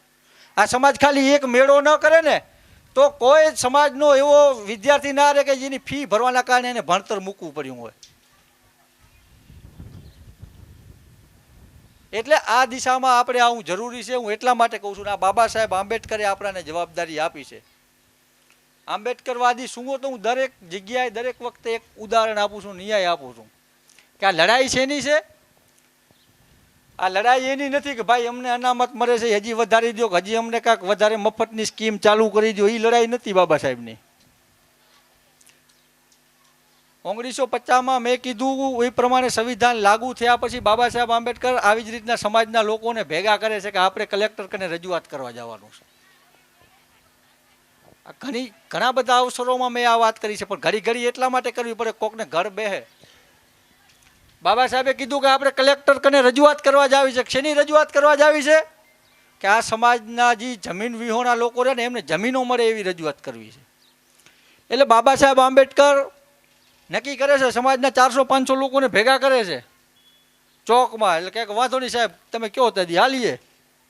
બાબા સાહેબ કે આપણે આવતીકાલે જઈએ, આવતીકાલે આપણે આટલા વાગે કલેક્ટર કચેરીએ આવી જજો. એટલે 400 લોકો મિટિંગમાં હતા. પાછલા દિવસે કલેક્ટર કચેરીમાં 40 જણા પહોંચ્યા. જેમ અહીંયા 5000 રેલીમાં હતા ને અહીંયા 500 બેઠા છે એમ ત્યાં 40 જણા પહોંચ્યા. એટલે બાબા સાહેબ કે વાંધો નહીં 40 તો 40 લોકોને લઈને જઈએ. એટલે કે બાબા સાહેબને ઓલા બીજા કે રજૂઆત કેના કને કરવાની છે કે કલેક્ટર કને. તો બીજા બિયાઈને ભાગી ગયા 20-25 જણા. એટલે છેલ્લે 7-8 લોકો વધ્યા, જેમ આપણે અત્યારે વધ્યા એમ 7-8 લોકો છેલ્લે વધ્યા. એ કલેક્ટરની ચેમ્બરમાં જાય છે. પહેલાં બારે ઊભે પટ્ટાવાળો કલેક્ટરને કહે કે ડૉક્ટર આંબેડકર તમને મળવા આવ્યા છે, કે બોલાવો એમને તરત બોલાવો. એટલે બાબા સાહેબ આંબેડકર ચેમ્બર ખોલીને પગ મૂકે ચેમ્બરમાં. એટલે કલેક્ટરે રિસ્પેક્ટથી પહેલાં ઊભા થઈ જાય ને બાબા સાહેબને પ્રણામ કરે. એટલે બાબા સાહેબ ખુરશીમાં બેસે છે અને કહે છે કે ભાઈ મારી રજૂઆત લઈને આવ્યો છું. કે સાહેબ એ તો ઠીક છે તમે રજૂઆત લઈને આવ્યો, પણ હજી તમારે ઘટે છે શું? સાહેબ તમે જે ભારતનું સંવિધાન લખ્યું છે એમાં મને નથી લાગતું કોઈ વસ્તુ તમે ઘટવા દીધી હોય. હજી તમારી શું રજૂઆત છે? તમે જે ચાહતા હતા એવો દેશનો નિર્માણ કર્યો અને હવે તમે આરામ કરો, તમે પેન્શનમાં ઉતરી જાઓ. સાહેબ તમને હૈદરાબાદનો નિજામ એમ કહે છે કે તમને 700 કરોડ આપું, તમે અમારી સાથે આવો, ત્યાં એવું કાંઈક ગોતી લ્યો. તમને આ બધી પાર્ટીઓવાળા એમ કહે છે કે તમને મંત્રીઓ બનાવી, ત્યાં જાઓ. હજી તમારે મૈયા કુટું હજી શું બાકી છે? એટલે બાબા સાહેબ આંબેડકર કે ભાઈ આ બધા લોકો જમીન વિહોણા છે એમ કહીને આમ પાછળ જોવે તો બધી ખુરશીઓ ખાલી હોય, બધા નીચે પલાઠી વાળીને બેઠા હોય, ખુરશીઓ સાઈડમાં લગાડે. એટલે એક બાબા સાહેબ જ ખુરશીમાં હોય. એટલે એવું સમાજ ત્યારે એટલો ગભરાયેલો, એટલો જાગૃતતાની એટલી અભાવ, એટલો અશિક્ષિત કે એને એ નથી ખબર કે ભાઈ ખુરશી મારા માટે જ રાખી છે. એને જે પરંપરા મુજબ નીચે બેસવાનું હોય તો બધા નીચે પલાઠી વાળીને બેઠા હોય. એટલે બાબા સાહેબ આંબેડકર ત્યાંથી આખો વિષય ચેન્જ કરે કે આ જે નીચે બેઠા ને એને મારે તમારી ખુરશીમાં બેહાડવા છે. આ લડાઈ બાકી છે. હવે મેં કીધું ને 5 થી 7 લોકો જતા નીચે બેઠા વાળા. અત્યારે અમે 5-7 જ છીએ કામ કરવા વાળા. 1950માં બાબા સાહેબ આંબેડકરે આ ઘટના બનતા જોઈ કે ભાઈ આ જે 5-7 લોકો નીચે બેઠા ને એમને મારે આ ખુરશીમાં બેસાડવા છે.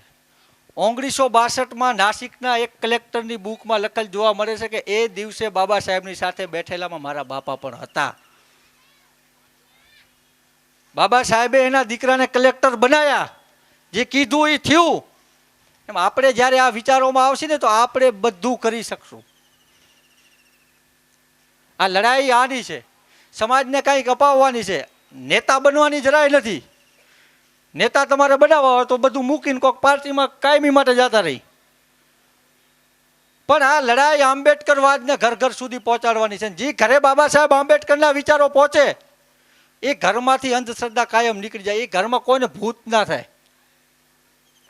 એ ઘરમાં બધા લોકો શિક્ષિત હોય, શિક્ષણને વધારે પ્રોત્સાહન આપે. એ ઘરના લોકો જાગૃતિ તરફ વળે, વિજ્ઞાનને માનવાવાળા બને, પ્રગતિશીલ બને. એ ઘરમાંથી કર્મચારી વર્ગ પેદા થાય, બુદ્ધિજીવી સમાજ ત્યાંથી નિર્માણ થાય. એટલે આંબેડકરવાદી બનો. આજે આપણે બાબા સાહેબ આંબેડકરને બધા માનીએ છીએ, પણ બાબા સાહેબનું કોઈ નથી માનતા. એટલે બાબા સાહેબને નહીં માનો તો ચાલશે, પણ બાબા સાહેબનું માનો. મેં શરૂઆતમાં જ કીધું કે બીજા દેશો બાબા સાહેબનું માનીને પ્રગતિમાં છે, આપણે ખાલી બાબા સાહેબને જ માનીએ છીએ.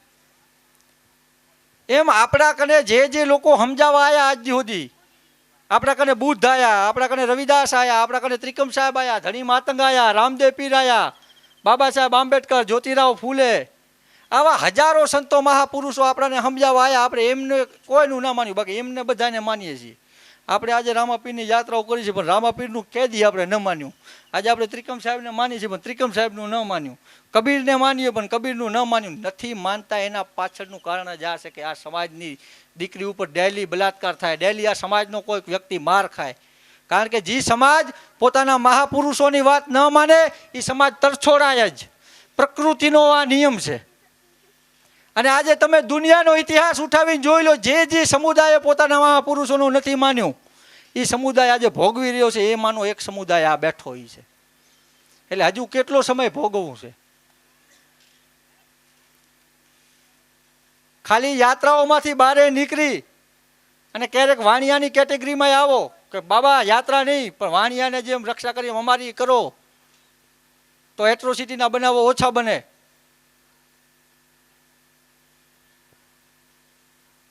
એટલે સંગઠિત હશો તો સેફ છો, તો સુરક્ષિત છો.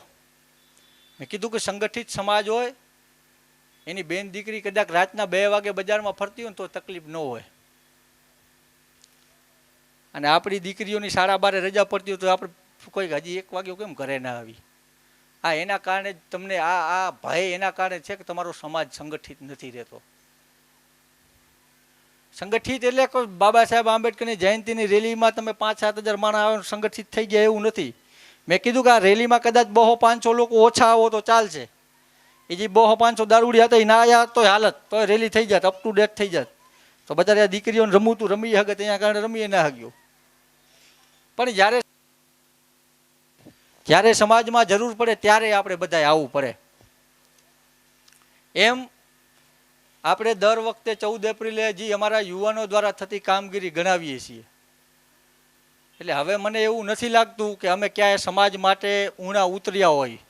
તમને લાગે છે કે જ્યાં સમાજને ક્યાંય જરૂર પડી ને અમે ક્યાંય ના આવ્યા હોય એવો એક દાખલો ખરો? પણ સમાજને જરૂર પડે ત્યારે અમારે જવાનું, અમારે જરૂર પડે ત્યારે અમારે જવાનું સમાજ કને. એટલે આ અત્યાચાર સમાજવાળાએ બંધ કરો. અમારે જરૂર પડે ત્યારે સમાજ આવતા જાઓ, સમાજને જરૂર પડે ત્યારે અમે આવશું. અને આ અમારા માટે નથી કહેતા. હું ચૂંટણી લડું ત્યારે કોઈ ના આવતા, આયા નતા આમ તો કોઈ, પણ હજી એ ના આવતા અને મને વોટે ન દેતા. ભલે હું હજી 10 ચૂંટણીઓ હારી જાઉં, પણ સમાજના કામ માટે આવજો. આપણો મકસદ આ છે.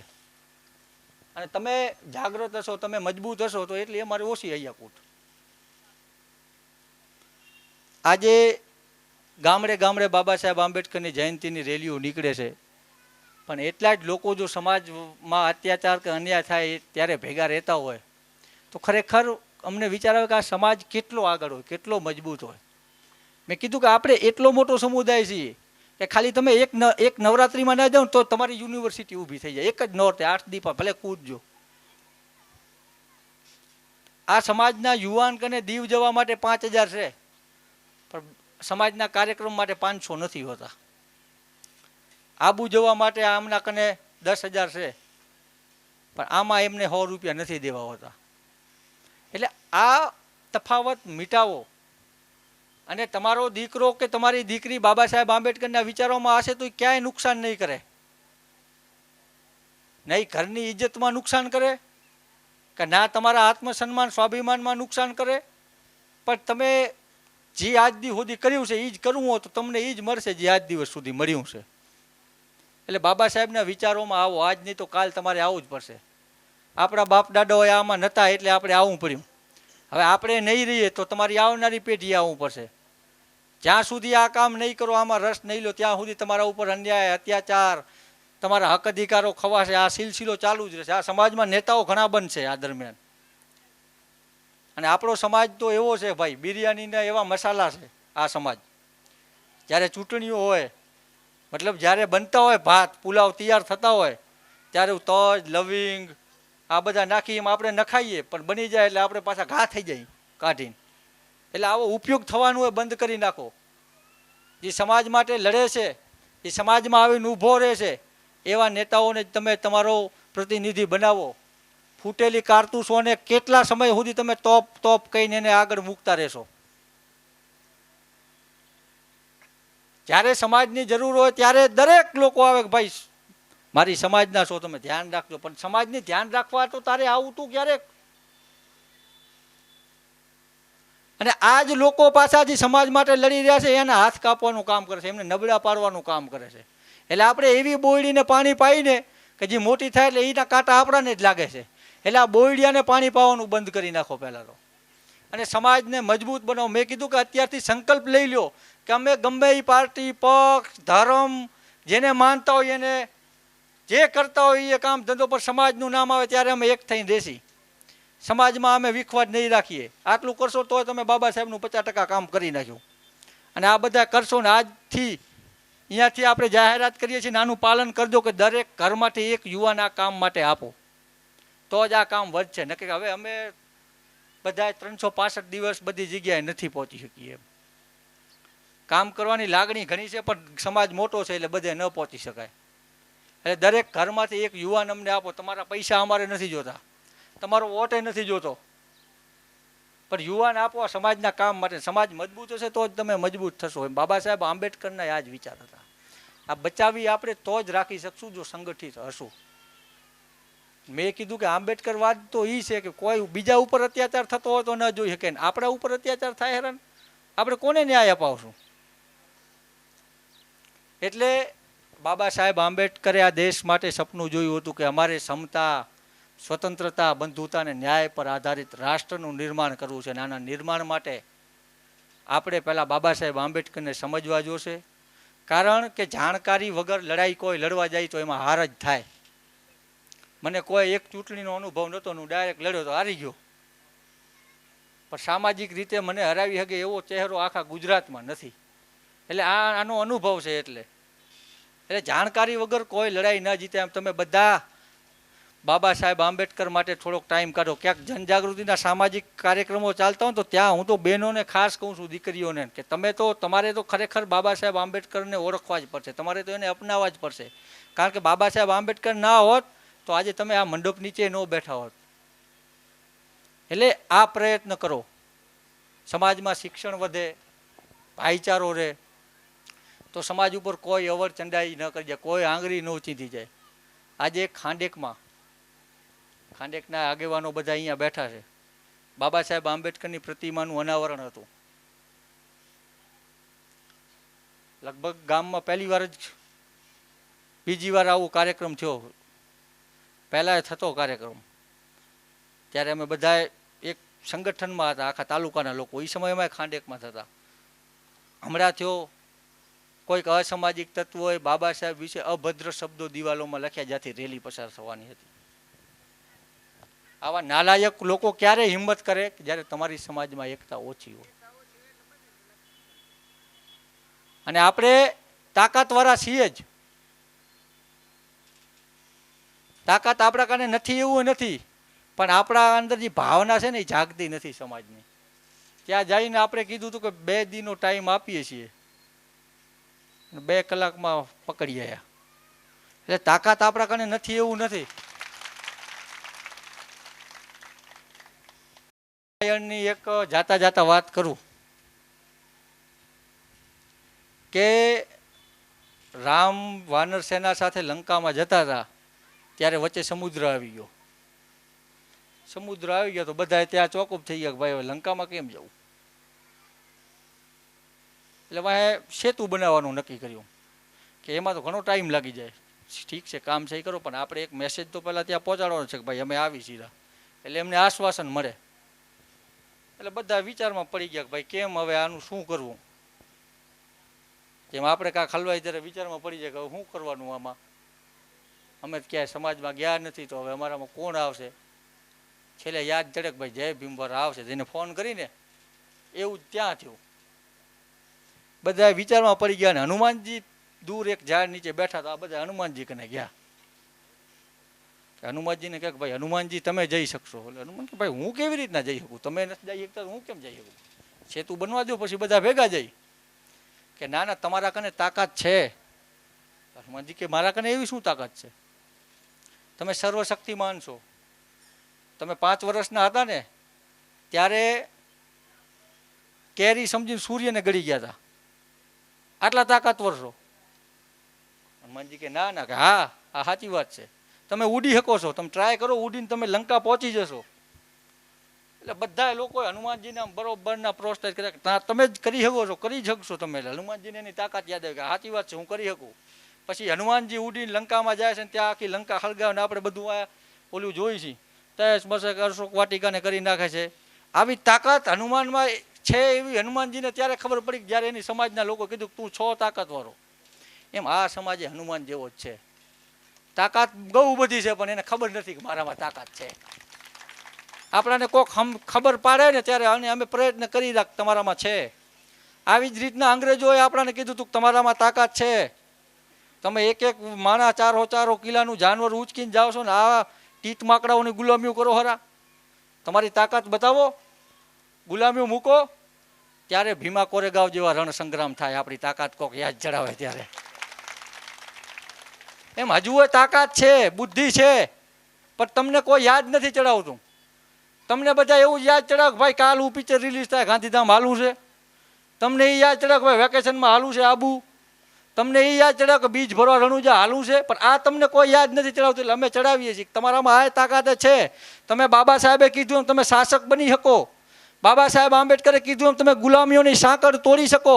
બાબા સાહેબ આંબેડકરે કીધું એમ તમે સંગઠિત થઈ શકો. તમે મજબૂત છો. તમે ભીખ માંગવા વાળો સમાજ નહીં પણ કોકને આપ્યા વાળો છો. આ તાકાત તમે તમારી સમજશો આવનારા સમયમાં. અને જ્યાં પણ સમાજના કામ થતા હોય ત્યાં તન મન ધનથી, અને ખાસ કરીને જે નિયમ બનાવ્યો છે એ પ્રમાણે તમારા ઘરમાંથી એક યુવાન સમાજના કામ માટે, કોઈથી વઢવા માટે નહીં, સમાજના કામ માટે. એટલે અમે મેસેજ કરી ત્યારે કોકથી વઢવા આવવાનું છે એવું નહીં, પણ જનજાગૃતિના કાર્યક્રમો થતા હોય, સમાજના હક અધિકાર લેવાની વાત થતી હોય, ત્યાં તમારા ઘરમાંથી એક યુવાન આવવો પડે. તો જ સમાજ કનેથી અપેક્ષા આપણે રાખી શકાય. આવા નિયમ સાથેના નિયમનું પાલન ચુસ્તપણે થશે એવું આવનારા સમયમાં. જો અહીંયા કોઈ આગેવાન નથી અમારા ગ્રુપમાં. અહીંયા દિલીપભાઈ હાજર હોય ત્યારે દિલીપભાઈ પ્રમુખ, આ દિલીપભાઈ હાજર હોય એટલે એ પ્રમુખ, હું હાજર હોઉં એટલે હું પ્રમુખ, બીજા ભાઈઓ હોય એટલે બીજા પ્રમુખ. કોઈ આગેવાન નથી. અને આ નિયમ આપણે બનાવ્યો છે હોદ્દા એટલા માટે આપે કે એને જવાબદારી વધારે બધાથી કે ભાઈ આ તારે કરવાનું, બીજા કરે કે ન કરે. અને આપણા લોકો પાર્ટીઓમાં હોદ્દા લેવા માટે નારાજ થાય. અહીંયા આવો કોક હોદ્દા લેવા તૈયાર થઈ બેઠા છે દેવા. આ કાંક લેખે લાગશે. એટલે દરેક ઘરમાંથી એક યુવાન તમે સમાજના કામ માટે આપશો એ અપેક્ષા સાથે આવનાર સમયમાં ખાલી અહીંયાથી બધું ભૂલીને નહીં પણ બાબા સાહેબ આંબેડકરના વિચારો ઘર ઘર સુધી પહોંચાડશો.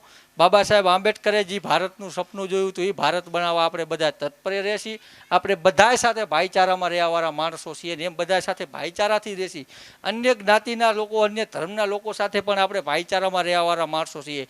અને આ સમાજ નહીં પણ અન્ય કોઈ સમાજ ઉપર અન્યાય કે અત્યાચાર થાય તો એની મદદ કરવાવાળા આપણે છીએ.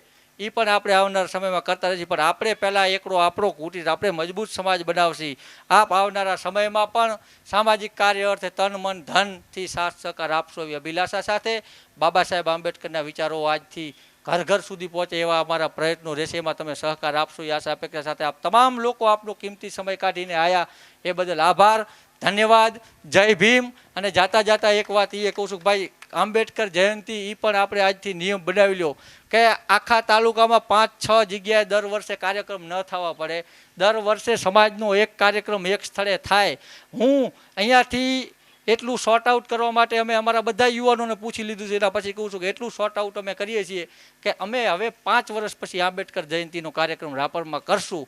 ત્યાં સુધી અલગ અલગ ગામડામાં આપણે આંબેડકર જયંતિના કાર્યક્રમ કરશું. અમે અહીંયાથી મૂકીએ છીએ કાર્યક્રમ કે ભાઈ એક વર્ષ પ્રાથળ વિસ્તારને દીધો તો એક વર્ષ કાંઠા 24માં દીધો, એક વર્ષ રામવાવ સાઈડ દીધો. આમ આપણે 5 વિભાગમાં કાર્યક્રમો હવે પછી કરશી. અમે અહીંયાથી એ જાહેરાત કરીએ છીએ કે ભાઈ અમે 2031માં હવે રાપરમાં આંબેડકર જયંતિનો કાર્યક્રમ થશે. પછી લોકેશન બદલતા રહેશે. આપણે તાલુકામાં પણ એક જગ્યાએ આખો સમાજ ભેગો થશે. તેથી એકતા ભાઈચારો વધે.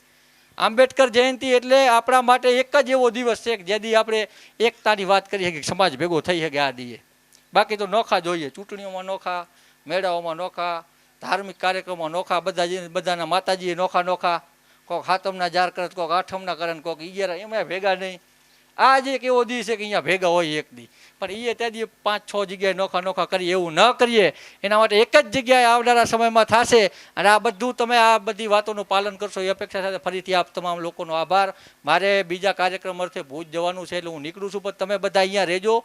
હજી આપણા બધા વક્તાઓ બાકી છે, એ પણ બોલશે, એમના પણ વિચારો અહીંયા વ્યક્ત કરશે અને એ પણ એમની વ્યથા છે એ ઠાલવશે અમુક, અને અમુક સલાહ સૂચનો વડીલો અમારા યુવાનોને આપશે એ પણ અમે એમાં સાંભળશે. એટલે તમે બધા લોકો ઉપસ્થિત રહેજો કાર્યક્રમના પતે ત્યાં સુધી. જેમ નવરાત્રિના છેલ્લે પ્રસાદી દઈને ઇનામ વિતરણ ના થાય ત્યાં સુધી બેસી છે એમ અહીંયા બેસજો. આભાર. જય ભીમ. રાઠોડ સાહેબ, આપણે પ્રબોધન સત્રનો કાર્યક્રમ આગળ વધારતા આપણે મુછડિયા જે કલાકાર ભાઈ છે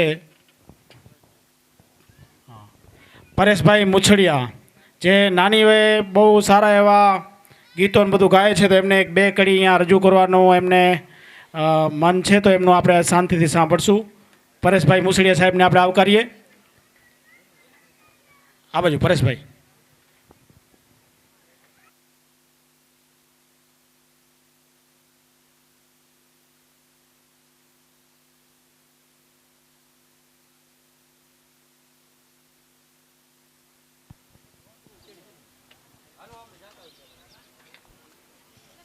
પહેલાં તો બધાને જય ભીમ.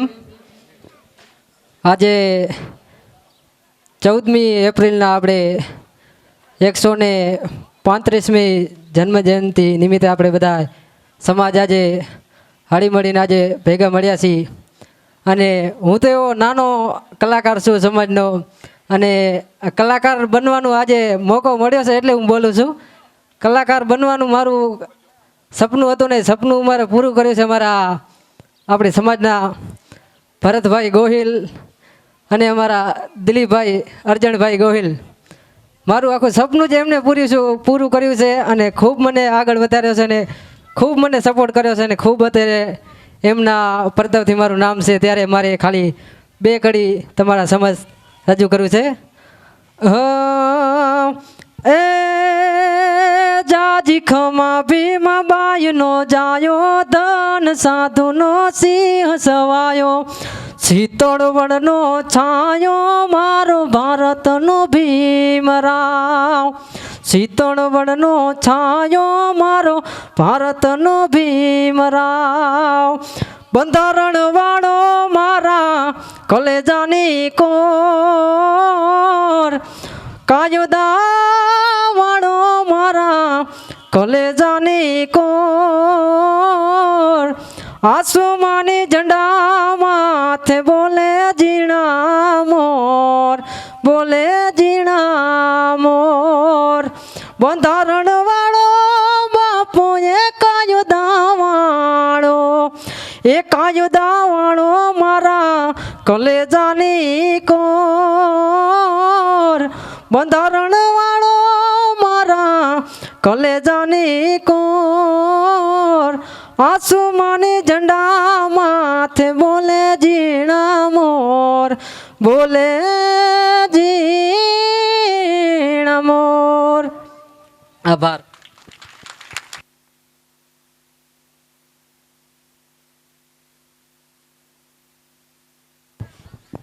ખૂબ સરસ. સારા એવા ગીતો ગાય છે, બાબા સાહેબ આંબેડકરના ગાય છે અને બીજા પણ ઘણા બધા સોંગ ગાય છે. યુટ્યુબમાં એમના સારા એવા સોંગ છે, એને આપણે લાઈક અને સબસ્ક્રાઈબ કરજો એવી વિનંતી. કાર્યક્રમને આપણે આગળ વધારતા તમન્નાબેન ચૌહાણને વિનંતી કરશું કે આવીને એમના વિચારો અહીંયા રજૂ કરે. તમન્નાબેન બેસો, બેન બેસો.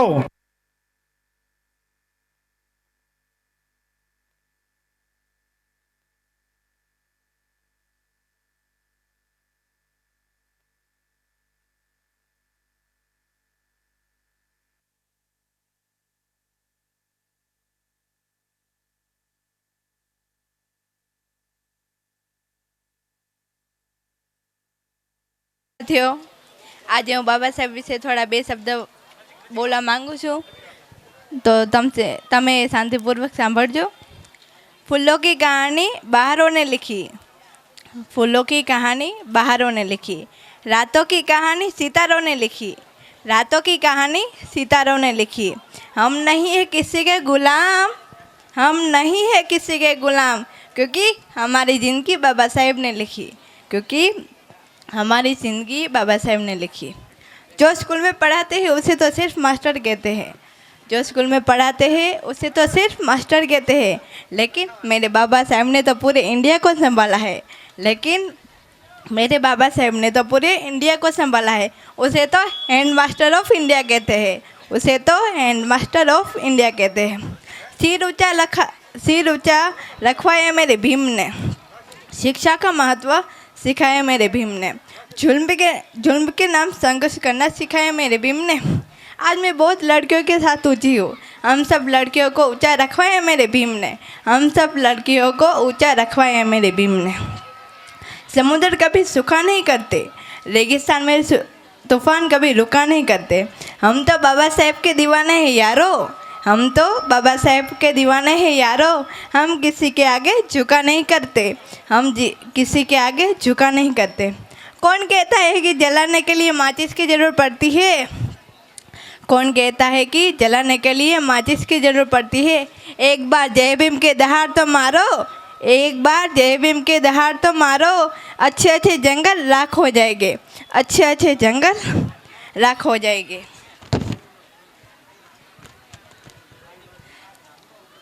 મિત્રો, બાબા સાહેબ માત્ર એક વ્યક્તિ ન હતા, પણ એક વિચારધારા હતા. તેમણે આપણને શીખવ્યું હતું કે શિક્ષણ એ સિંહણનું દૂધ છે અને જે પીશે તે આખી દુનિયામાં ગર્જના કરશે, જે પીશે તે આખી દુનિયામાં ગર્જના કરશે. સદીઓ की गुलामी को एक पल में मिटा दिया, सदियों की गुलामी को एक पल में मिटा दिया, मजलूमों को हक देकर शेर की तरह दहाड़ना सिखाया, मजलूमों को शेर की तरह दहाड़ना सिखाया. दुनिया के किसी भी कोने में जाकर देख लो जमाने वालों, दुनिया के किसी भी कोने में जाकर देख लो जमाने वालों, मेरे बाबा साहेब ने तो अपनी कलम से पूरा इतिहास बदल दिया. मेरे बाबा साहेब ने तो अपनी कलम से पूरे इतिहास को बदल दिया. जय भीम, जय मूल्यवासी. સરસ, ધન્યવાદ. હવે આપણા છેલ્લા વક્તા છે અને આપણે હવે અંત કાર્યક્રમને સમાપ્ત તરફ જઈ રહ્યા છીએ. તો આપણા પ્રોફેસર સાહેબ શ્રી સંજયરાજ ચાવડા સાહેબને વિનંતી કરશું કે એમના અહીંયા વિચારો રજૂ કરે, ટાઈમને ધ્યાનમાં રાખીને. સંજયભાઈ.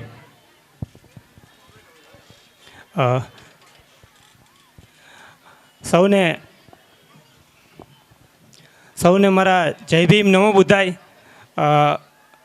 આજનો બહુ એક અગત્યનો દિવસ કે આપણે બધા ભેગા થયા છીએ. આજે મહાકારુણી ગૌતમ બુદ્ધને યાદ કરીએ,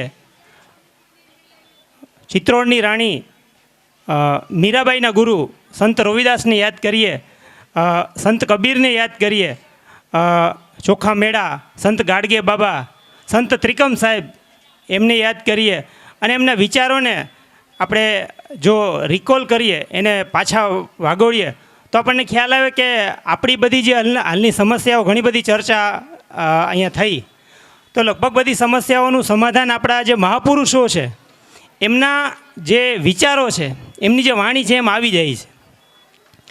કે જ્યારે બુદ્ધ ભગવાન એમ કહે છે કે અપો દીપો ભવ, તું તારો જ દીવો થા, તો આપણી સમસ્યાનું સમાધાન કે બહાર ગોતવા જવાની જરૂર નથી. કબીર એમ કહે કે જો તિલમાં હી તેલ રહે, જો ચકમક મેં આગી, તેરા સાંઈ તુજ મેં હે, જાગ શકે તો જાગી. તો કબીર સાહેબે પણ જવાબ ત્યાં જ આપી દીધો કે તમારી અંદર જ પડેલું છે કે એ જ્યોતને તમારે જ જગાવવાની છે. સંત રોહિદાસ આપણને કહે કે ऐसा चाहूँ राज में जहाँ मिले सबन को अन्न, छोटो बड़ो सब संबसे, રવિદાસ રહે પ્રસન્ન. તો એ પણ સામાજિક સમાનતાની વાત કરે છે કે અમારે કોઈનું હકનું મારીને નથી ખાવું, પણ અમારે તો એવો સમાજ બનાવવો છે કે જે સમતામૂલક સમાજ છે, કે દરેકને સમાન રીતે જોવે છે, ઓળખે છે અને કોઈનું અહિત નથી કરતો, બધાને સાથે લઈને ચાલવાવાળો સમાજ આપણે બનાવવાનો.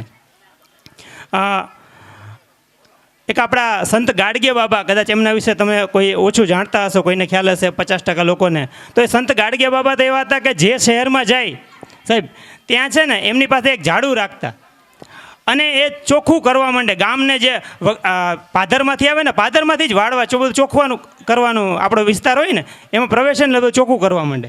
એને સ્વચ્છતા બહુ પ્રિય. અને સંત ગાડગે બાબા કે જેના બાબા સાહેબ પણ એટલા બધા એને માને, તો એમણે કીધું કે તમે તમારી પાસે ખાવા માટે, મતલબ કે વાટકામાં આપણે લઈને ખાતા હોય, થાળીમાં લઈને ખાતા હોય, તો એ કહે કે તમારી પાસે ખાવા માટે થાળી નથી તો રોટલીની અંદર શાક લઈને ખાઓ. તમારી પાસે થાળી નથી તો રોટલીમાં શાક લઈને ખાઓ, પણ તમારા બાળકોને જરૂર ભણાવો. અને આ સંત ગાડગે બાબાના વિચારોથી બાબા સાહેબ પ્રભાવિત થયા. બોલો, વિચાર કરો કે જેની 32 ડિગ્રી જેની પાસે છે, એ વ્યક્તિ આવી એક સાદી વિચારધારાવાળા વ્યક્તિથી પ્રભાવિત થાય છે. તો જ્યોતિરાવ ફૂલેને આપણે યાદ કરીએ કે બાબા સાહેબે જ એમને પોતાના ગુરુ માન્યા. અને જ્યોતિરાવ ફૂલે એમની પત્નીને તૈયાર કર્યા, અને એમના પત્નીએ પછી જ્યારે જ્યોતિરાવ ફૂલેનું અવસાન થયું છતાં પણ સાવિત્રીબાઈ ફૂલે એમની જે વિચારધારા છે એને આગળ વધારી, અને છેલ્લે રક્તપિતિયાઓની સેવા કરતાં કરતાં સાવિત્રીબાઈ ફૂલેનું પણ અવસાન થયું. અને પછી એમણે શું કર્યું? વિચાર કરો કે એમના પોતાના દીકરા નહોતા, એમણે એક વ્યક્તિને દત્તક લીધો, દીકરાને દત્તક લીધો, બાળકને દત્તક લીધું, અને એને ડૉક્ટર બનાવ્યો કે જેનું નામ યશવંત એ લોકોએ રાખ્યું હતું. અહીંયા ઘણી બધી મહિલાઓ હતી. મને ઘણો બધો આનંદ થયો કે જેટલી સંખ્યામાં પુરુષો હતા એટલી જ સંખ્યામાં મહિલાઓ પણ હાજર હતી. મને અહીંયા કહેવાનું મન થાય કે બાબા સાહેબે 22થી વધારે પુસ્તકો લખ્યા. એમાં એક પુસ્તકમાં મેં બાબા સાહેબના 6 પુસ્તકો વાંચેલા. એમાં એક જગ્યાએ એવું લખેલું હતું, આપણે ઘણીવાર આપણે કહેતા કે સમાજની જે હું મને કે પ્રોફેસર છું, શિક્ષક કોઈ વ્યક્તિ છે, નોકરી કરે છે, ધંધો કરે છે, સવારે ખેતીએ જાય છે, મજૂરીએ જાય છે, તો તમારું બાળક કોની પાસે રહેશે? તમે એને ઇંગ્લિશ મીડિયમ સ્કૂલમાં ભણાવશો, પણ એ ભણીને પછી ઘરે આવશે તો એ શું શીખશે? એની માં જ ભણેલી નહીં હોય તો તમે એ ભણતરનું શું કરશો? તો મહિલા પણ ભણેલી હોવી જરૂરી છે. કે તમે પુરુષ છે કામ ધંધે અર્થે બહાર જાય છે અને મહિલા ઘરે બાળકને સાચવે છે, તો એ આવનારી પેઢીનું ઘડતર કરવાનું કામ પણ મહિલાઓનું છે. તો તમને એક કિસ્સો કહું કે બાબા સાહેબે જ્યારે રમાબાઈ એ તમને બધાને કદાચ ખ્યાલ હશે, ઘણા બધા લોકો કહેતા હોય છે ને કે આંબેડકરવાદ અને જે આપણે સંત પરંપરામાં ને તમે જો કે બેયની ધારા અલગ અલગ છે, પણ ધારા એક જ છે કે સંત કબીર કે જે આપણે બાબા સાહેબ કહીએ છીએ, તો બાબા સાહેબ પણ કબીરપંથી જ હતા. રામજી માલોજી સકપાલ, કદાચ તમને ઇતિહાસ એમને ખ્યાલ હશે, તો એ પણ કબીરને માનવાવાળો કબીરપંથી હતા, અને એમના વિચારો જ બાબા સાહેબમાં આવ્યા. તો જે ધર્મપત્ની આપણે જેને કહેવાય છે, તો જે અર્ધાંગીની છે તો અડધું અંગ છે. તો જ્યારે બાબા સાહેબ વિદેશમાં ભણતા હતા, અને વિચાર કરો કે 9 વર્ષની દીકરી અને 13 વર્ષનો ભીમરાવ, બેયના જ્યારે લગ્ન થયા, અને સમાજના કામ કરતાં કરતાં બાબા સાહેબના જે 4 પુત્રો મરી ગયા, અને એક પુત્ર તો એવો હતો કે જે આપણે જેને ખ્યાલ છે, કદાચ ખ્યાલ છે તમને, રાજરત્ન એનું નામ આપ્યું. તો એ છોકરો જ્યારે ગુજરી ગયો ત્યારે રમાબાઈએ બહુ રોકકડ કરી કે તમે આ સમાજ જ કરો છો, તમે ઘરમાં તો ધ્યાન જ નથી દેતા.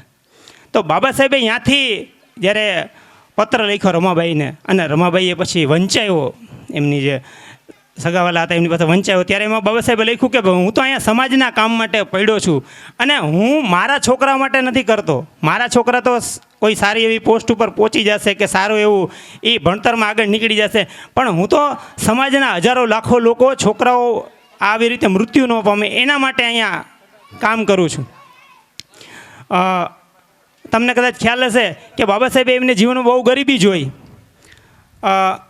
1891થી લઈને 1932 સુધી, અને જ્યારે 1906 કે 9માં જ્યારે એમના લગ્ન થયા, તો રમાબાઈ છે 1932 સુધી ભાડાના મકાન માર્યા. આપણે બધા જે મહિલાઓ છે એને આ વસ્તુ મગજમાં રાખવાની જરૂર છે કે 1932માં જ્યારે એમણે બેંક ઓફ ઇન્ડિયામાંથી લોન લીધી, દિલીપભાઈ, ત્યારે એમણે 2 માળનું મકાન બનાવ્યું. તમને ખબર હશે, રાજગુરુ, બરાબર ને? તો એમાં એમણે જે 5 રૂમ બનાવ્યા, એ 5 રૂમમાંથી એમણે 3 રૂમમાં એમણે પુસ્તકો રાખ્યા, અને 2 પુસ્તકો એમના વ્યક્તિગત ઉપયોગ માટે એમણે રાખ્યા હતા. તો એ પુસ્તકનું જ્યારે એ બિલ્ડિંગનું જ્યારે એમણે ખાતમુહૂર્ત કરતા હતા, ત્યારે તમે નહીં માનો કે એમણે બ્રાહ્મણને બોલાવ્યો, પૂજા કરાવવા માટે. તો બધાએ એને વિરોધ કર્યો કે તમે આવી વિચારધારાવાળા માણસ છો અને તમે બ્રાહ્મણને ખાતમુહૂર્ત માટે બોલાવો છો. તો બાબા સાહેબે કીધું કે ભાઈ હું વિચારધારાવાળો માણસ છું, હું રેશનલિસ્ટ માણસ છું, હું ઈશ્વરને નકારનાર માણસ છું, પણ મારી ફેમિલીવાળા એ તો માને જ છે ને હજી, એ તો બધી માતાજીને બધાને માને છે. તો 2000 વર્ષથી માનતા આવ્યા છે, તો એ ઘડીકમાં ભૂલી જવાના નથી, એક રીતે હજી એટલા તૈયાર નથી. તો એમની ખુશી માટે મેં આ પૂજા વિધિ કરાવી છે. અને તમને કદાચ આશ્ચર્ય લાગશે કે એ વ્યક્તિ જે રમાબાઈ છે, તો બાબા સાહેબ એની પત્નીને રમા તરીકે સંબોધતા હતા. અને એમણે બહુ લાગણીશીલ પત્રો લખ્યા છે. તો તમને રોવાનું આવી જાય કે એક પતિ પત્ની તરીકે. અને આ જ્યારે હું વાત કરું છું ત્યારે મને બુદ્ધ યાદ આવી જાય, મને યશોધરા યાદ આવી જાય, મને રાહુલ યાદ આવી જાય કે આમાં જે મહિલાઓ છે એનું બહુ મોટું યોગદાન છે. કે જ્યારે બુદ્ધને બુદ્ધત્વ પ્રાપ્ત થઈ ગયું અને બુદ્ધત્વ જ્યારે પાછા પોતાના ઘરે ગયા, પોતાના ગામમાં ગયા, જ્યારે યશોધરાની સામે જાય છે બુદ્ધ, ત્યારે એને પૂછે છે તો બુદ્ધ કાંઈ બોલતા જ નથી. અને આપણે ઘણીવાર કે પેલા હોની કજિયો કરતા હોય પતિ પત્ની, તો એમાં યશોધરાને બહુ ગુસ્સો છે આંબેડકર પ્રત્યે અને બહુ એને ખોટું કહે છે કે આમ ઘણી બધી વસ્તુ એમ લાગણી હૈયા વરાળ ઠાલવે છે કે તમે મને એટલી પણ સક્ષમ ન ગણી, તમે મને વાત કરી હોત તો હું તમને ના થોડી પાડવાની હતી. તો તમે બધું એમણે મૂકીને અડધી રાતે કોઈને કીધા વગર અહીંથી નીકળી ગયા. તો તમે મને કીધું હોત તો હું તમને રજા આપત. એ તમારે જે પામવું હતું, સંસારનું સત્ય તમારે પામવું હતું, તો તમે પામી શક્યા હોત. તો એમાં અમે કોઈ અડચણરૂપ થવાના નહોતા, પણ આ તો તમને આખી જિંદગીનું લાંછન લાગી ગયું. અને આટલું બોલી બુદ્ધે કાંઈ ન કીધું. બુદ્ધે બધું સાંભળી લીધું. આપણે બધું સાંભળી લઈએ ને એ રીતે બુદ્ધે કાંઈ ન કીધું કે કાંઈ વાંધો નહીં, તારી હૈયાવાર તું ઠાલવ. અને યશોધરા પોતાના રૂમમાં વયા ગયા. અને જ્યારે પાછા આવ્યા ને ત્યારે એની સાથે એનો પુત્ર રાહુલને લઈ આવ્યા હતા. અને જ્યારે બુદ્ધે સંસાર ત્યાગી દીધો હતો ને સંઘમાં, તો વિચાર કરો કે આ ભારતની નારી આજથી 2500 વર્ષ પહેલાં જ્યારે એના પતિને જે વિચાર છે, એની જે વિચારધારા છે, એને સપોર્ટ કરવાવાળી મહિલા છે. યશોધરાએ પોતાના પુત્રને પણ બુદ્ધને સોંપી દીધો કે આને તમે લઈ જાઓ અને એને તમારા સંઘમાં સામેલ કરી દો અને એને તમારે જગતનું કલ્યાણ કરવું છે, સમાજનું કલ્યાણ કરવું છે, એના કાર્યમાં તમે એને જોડી દો. આજે જે વાત થઈ અહીંયા આગેવાને વાત કરી કે ભાઈ દરેક ઘરમાંથી એક વ્યક્તિ છે એને સમાજમાં તમારે આપવો પડે. તો આ જે લડાઈ છે એને આપણે ઘણીવાર આગળ લઈ જવી હોય તો એમાં મહિલાઓનું પણ એટલું જ પ્રદાન છે કે મહિલાઓએ પણ. અને જે મારે વાત કરવી હતી કે જે રમાબાઈ છે, તો રમાબાઈએ 32માં એમણે ઘર લીધું અને એ પૈસા જે આવ્યા હતા ને બેંક ઓફ ઇન્ડિયામાંથી લોન લીધી હતી. હો સાહેબ, ઘરના ક્યાંથી ઉછીને પાછીને સમાજના ઓલા કરી અને પોતાના છોકરાઓને વિદેશમાં ભણવાનો તો મોકલા, પણ પોતાની જે આવક હતી એમાંથી લોન લીધી અને એમાંથી રમાબાઈને હીરા, જે કાનના બુટિયા આવે ને, હીરાના બુટિયા કરાવી દીધા. અને એ 1932માં એમણે પહેર્યા અને 1936માં રમાબાઈનું અવસાન થયું. તો વિચાર કરો કે ઘરમાં એ કેટલા વર્ષ રહ્યા? 4 જ વર્ષ રહ્યા. અને મોટા ભાગનું લગ્ન જીવન એમણે ભાડાના મકાનમાં પસાર કર્યું. અને જે એની પાસે દાગીના હતા એ 4 વર્ષ જ પહેરી શક્યા.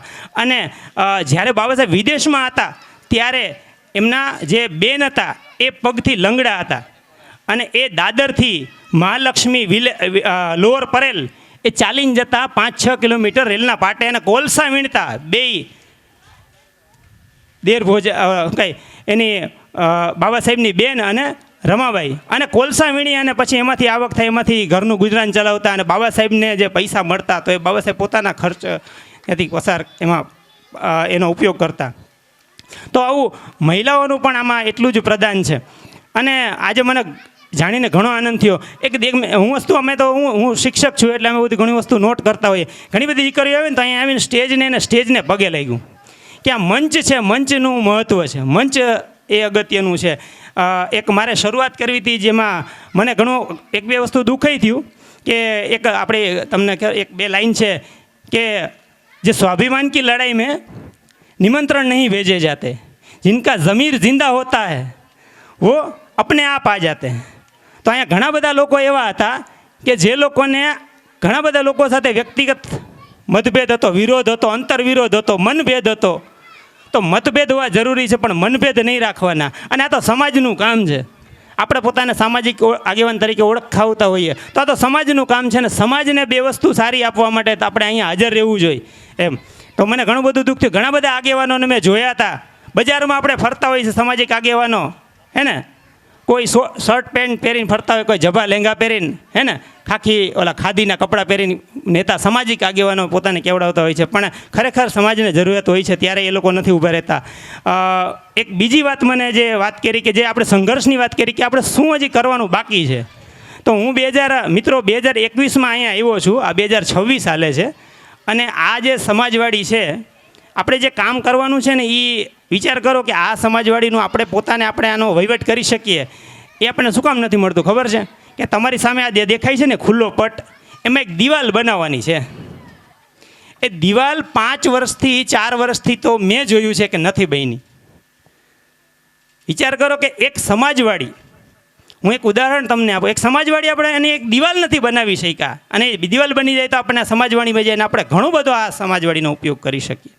તો હું તમને ઉદાહરણ આપું. અમારા સૌરાષ્ટ્રમાં તમે વિચાર કરો કે આખા ગુજરાતમાં 12% જે લોકોની વસ્તી છે એ લોકો સમાજ રહ્યો એ 40 મંત્રીઓ સાથે આ ગુજરાતનો વહીવટ ચલાવે છે. અને આપણે એમ વાત કરી કે આપણે કેટલા કે પોણા ભારત જેટલા 85% આપણે, અને આપણું પ્રતિનિધિત્વ, આપણો અવાજ શું? 0. આપણું કોઈ સાંભળે જ નહીં. તો આર્થિક રીતે સક્ષમ એક સમાજ છે અમારા સૌરાષ્ટ્રમાં.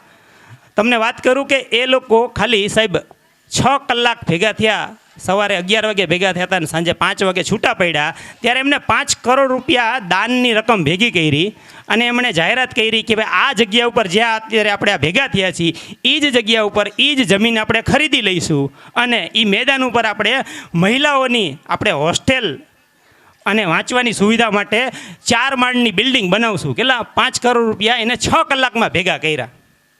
તો વિચાર કરો કે આપણે પણ આ બધું વસ્તુ કરી શકીએ. એ તો આર્થિક રીતે સક્ષમ સમાજ છે, પણ આપણે કહીએ કે જો મહેનત કરવામાં આપણે કોઈનાથી પાછળ નથી. અને પહેલી વસ્તુ તો એ કે આપણે પહેલાં એ જ વસ્તુ ભૂલી જવાની છે કે આપણે કાંઈ નથી કરી શકતા. આપણી પાસે બધું છે.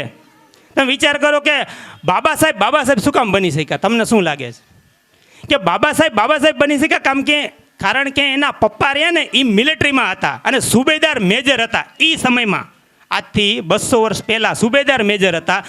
સુબેદાર મેજર રામજી માલોજી સકપાલ એનું પૂરું નામ, બરાબર?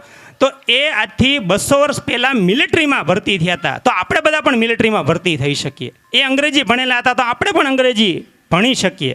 અને કદાચ આપણને આર્થિક મદદ જોતી હોય તો જેવી રીતે છત્રપતિ શાહુજી મહારાજ, જેને આપણે રાજર્ષિ કહેતા હોય છે, રાજા અને ઋષિ. રાજા એના માટે બધી જનતા સરખી છે અને ઋષિ છે, સાધુ છે, એના માટે પણ બધી જનતા સરખી છે. તો એવા રાજર્ષિ છત્રપતિ શાહુજી મહારાજ કોલ્હાપુરના, એમણે બાબા સાહેબને આર્થિક મદદ કરી. તો એવી અન્ય વ્યક્તિઓની મદદ લઈને પણ આપણે આગળ વધી શકીએ. પણ મૂળ પ્રશ્ન એ છે કે આપણે આગળ વધવું છે તો પ્રશ્ન ત્યાંથી આવે છે. ઘણીવાર આપણે કહેતા હોઈએ છીએ, અહીંયા મને બહુ આનંદ થયો દીકરીઓએ જે વાત કરી, તો એમાં મને એવું લાગ્યું કે હું તમને વાત કરું, કોન્શિયસનેસ, એક અંગ્રેજીમાં શબ્દ આવે છે કોન્શિયસનેસ, આપણે એને સાદી ભાષામાં સભાનતા કહેતા હોઈએ છીએ, સભાનતા.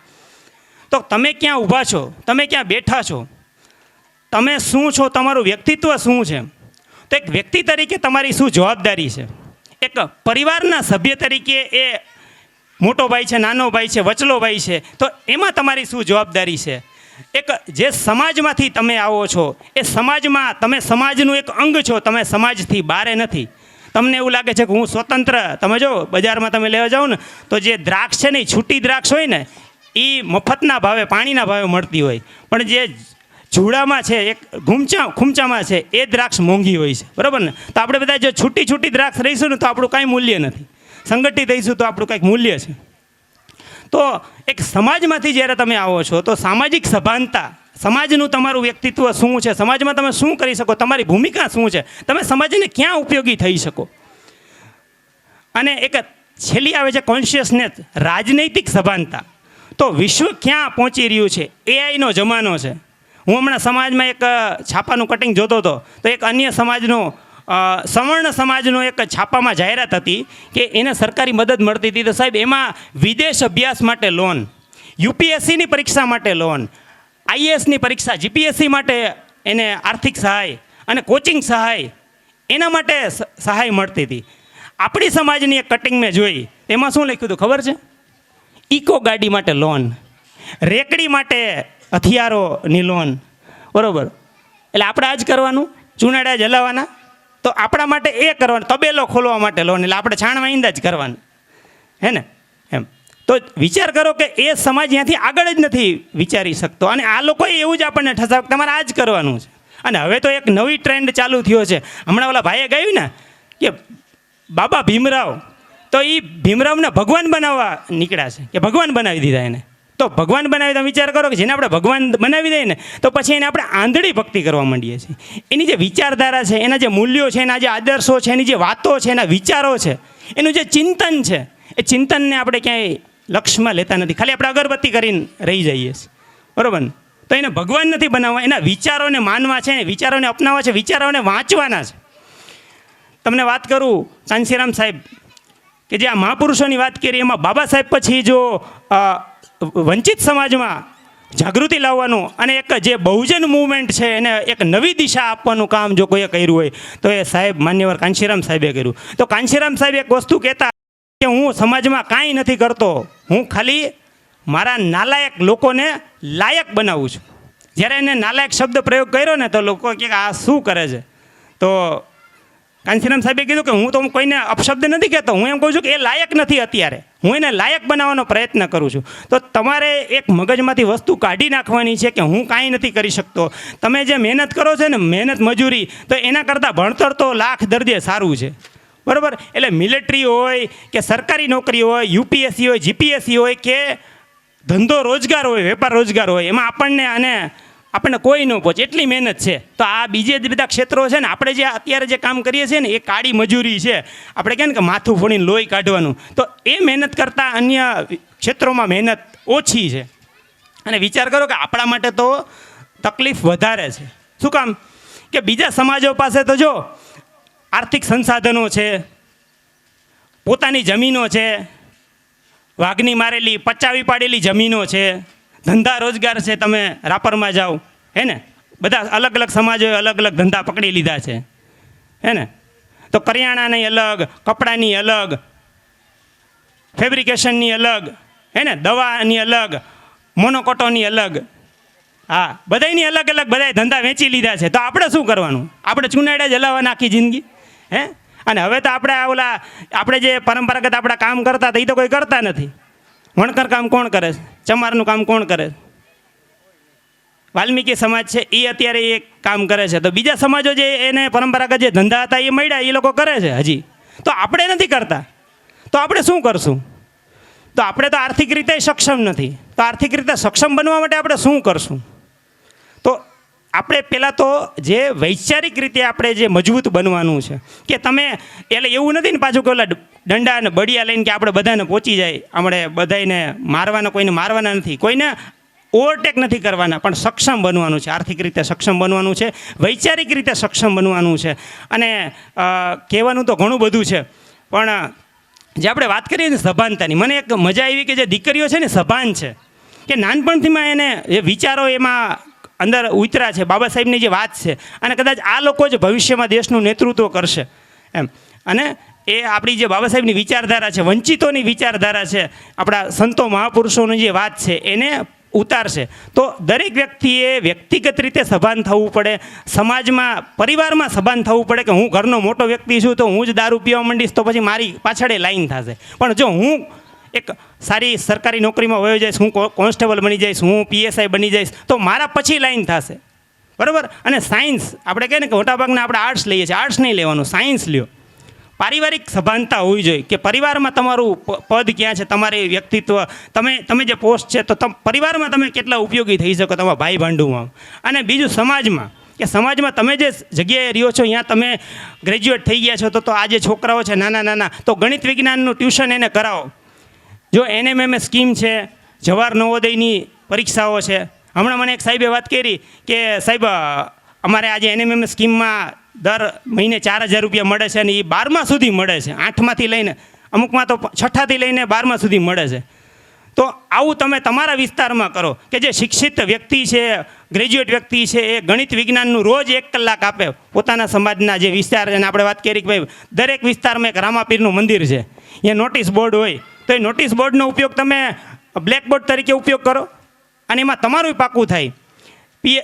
બીએડ કરેલા છોકરા, પીટીસી કરેલા છોકરા, ગ્રેજ્યુએટ છોકરા છે, આઈટીઆઈ કરેલા છોકરા છે, બરાબર. તો એવા છોકરાઓએ પણ એના સમાજના, એના વિસ્તારના છોકરાઓને આ કરવું જોઈએ કે જેથી શું થાય, મજબૂત થાય, એટલે સામાજિક ભૂમિકા તમારી થાય. અને પછી જે આપણે વાત કરીએ છીએ છેલ્લી જે રાજનીતિક સભાનતાની, તો રાજનીતિમાં તમે ક્યારે આગળ વધી શકશો કે જ્યારે તમે આવી રીતે સંગઠિત હશો, આર્થિક રીતે સક્ષમ હશો, વૈચારિક રીતે મજબૂત હશો, અને તમારી સમાજની મહિલાઓ પણ સંગઠિત હશે, શિક્ષિત હશે. તમે વિચાર કરો, હવે જો 33% અનામત છે મહિલાઓ માટે, તો તમે વિચાર કરો કે આપણે તો પુરુષોય ભણેલા નથી, તો મહિલાઓ ક્યાંથી ભણેલી આવશે?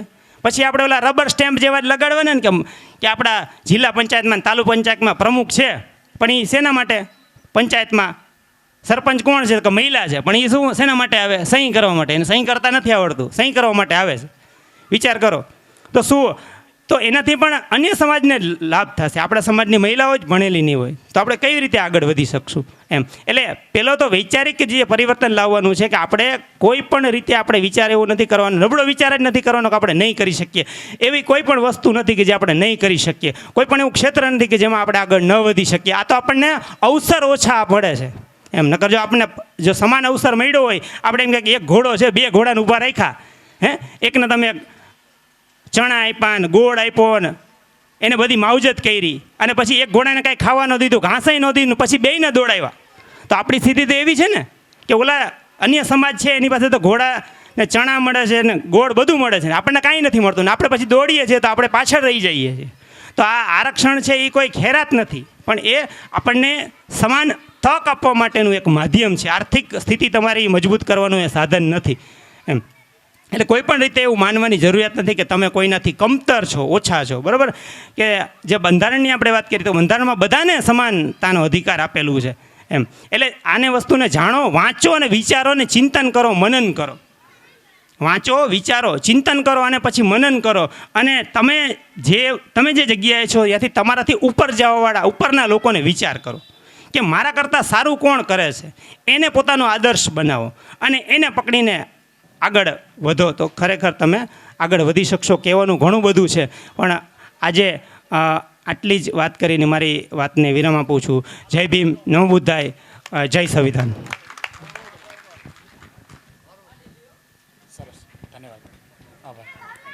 ખૂબ ખૂબ આભાર સંજય રાજ ચાવડા સાહેબ, પ્રોફેસર સાહેબ છે આપણે અહીંયા. ખૂબ ખૂબ ધન્યવાદ. અને આજે એક ખરેખર રવની અંદર પણ પહેલી વખત રેલી નીકળી છે, ત્યાં કને પણ જે આપણા કાર્યકર્તાઓ છે એમને પણ ખરેખર બહુ સારું એવું એક કાર્ય શરૂઆત કરી છે, તો એમને પણ ખૂબ ખૂબ આભાર, ધન્યવાદ. અને હવે આપણે આ કાર્યક્રમને અહીંયા પૂર્ણ કરશું. આભાર વિધિ માટે હું આમંત્રિત કરીશ અનિલભાઈ દેડા સાહેબ. અનિલભાઈ, આભાર વિધિ કરી નાખો.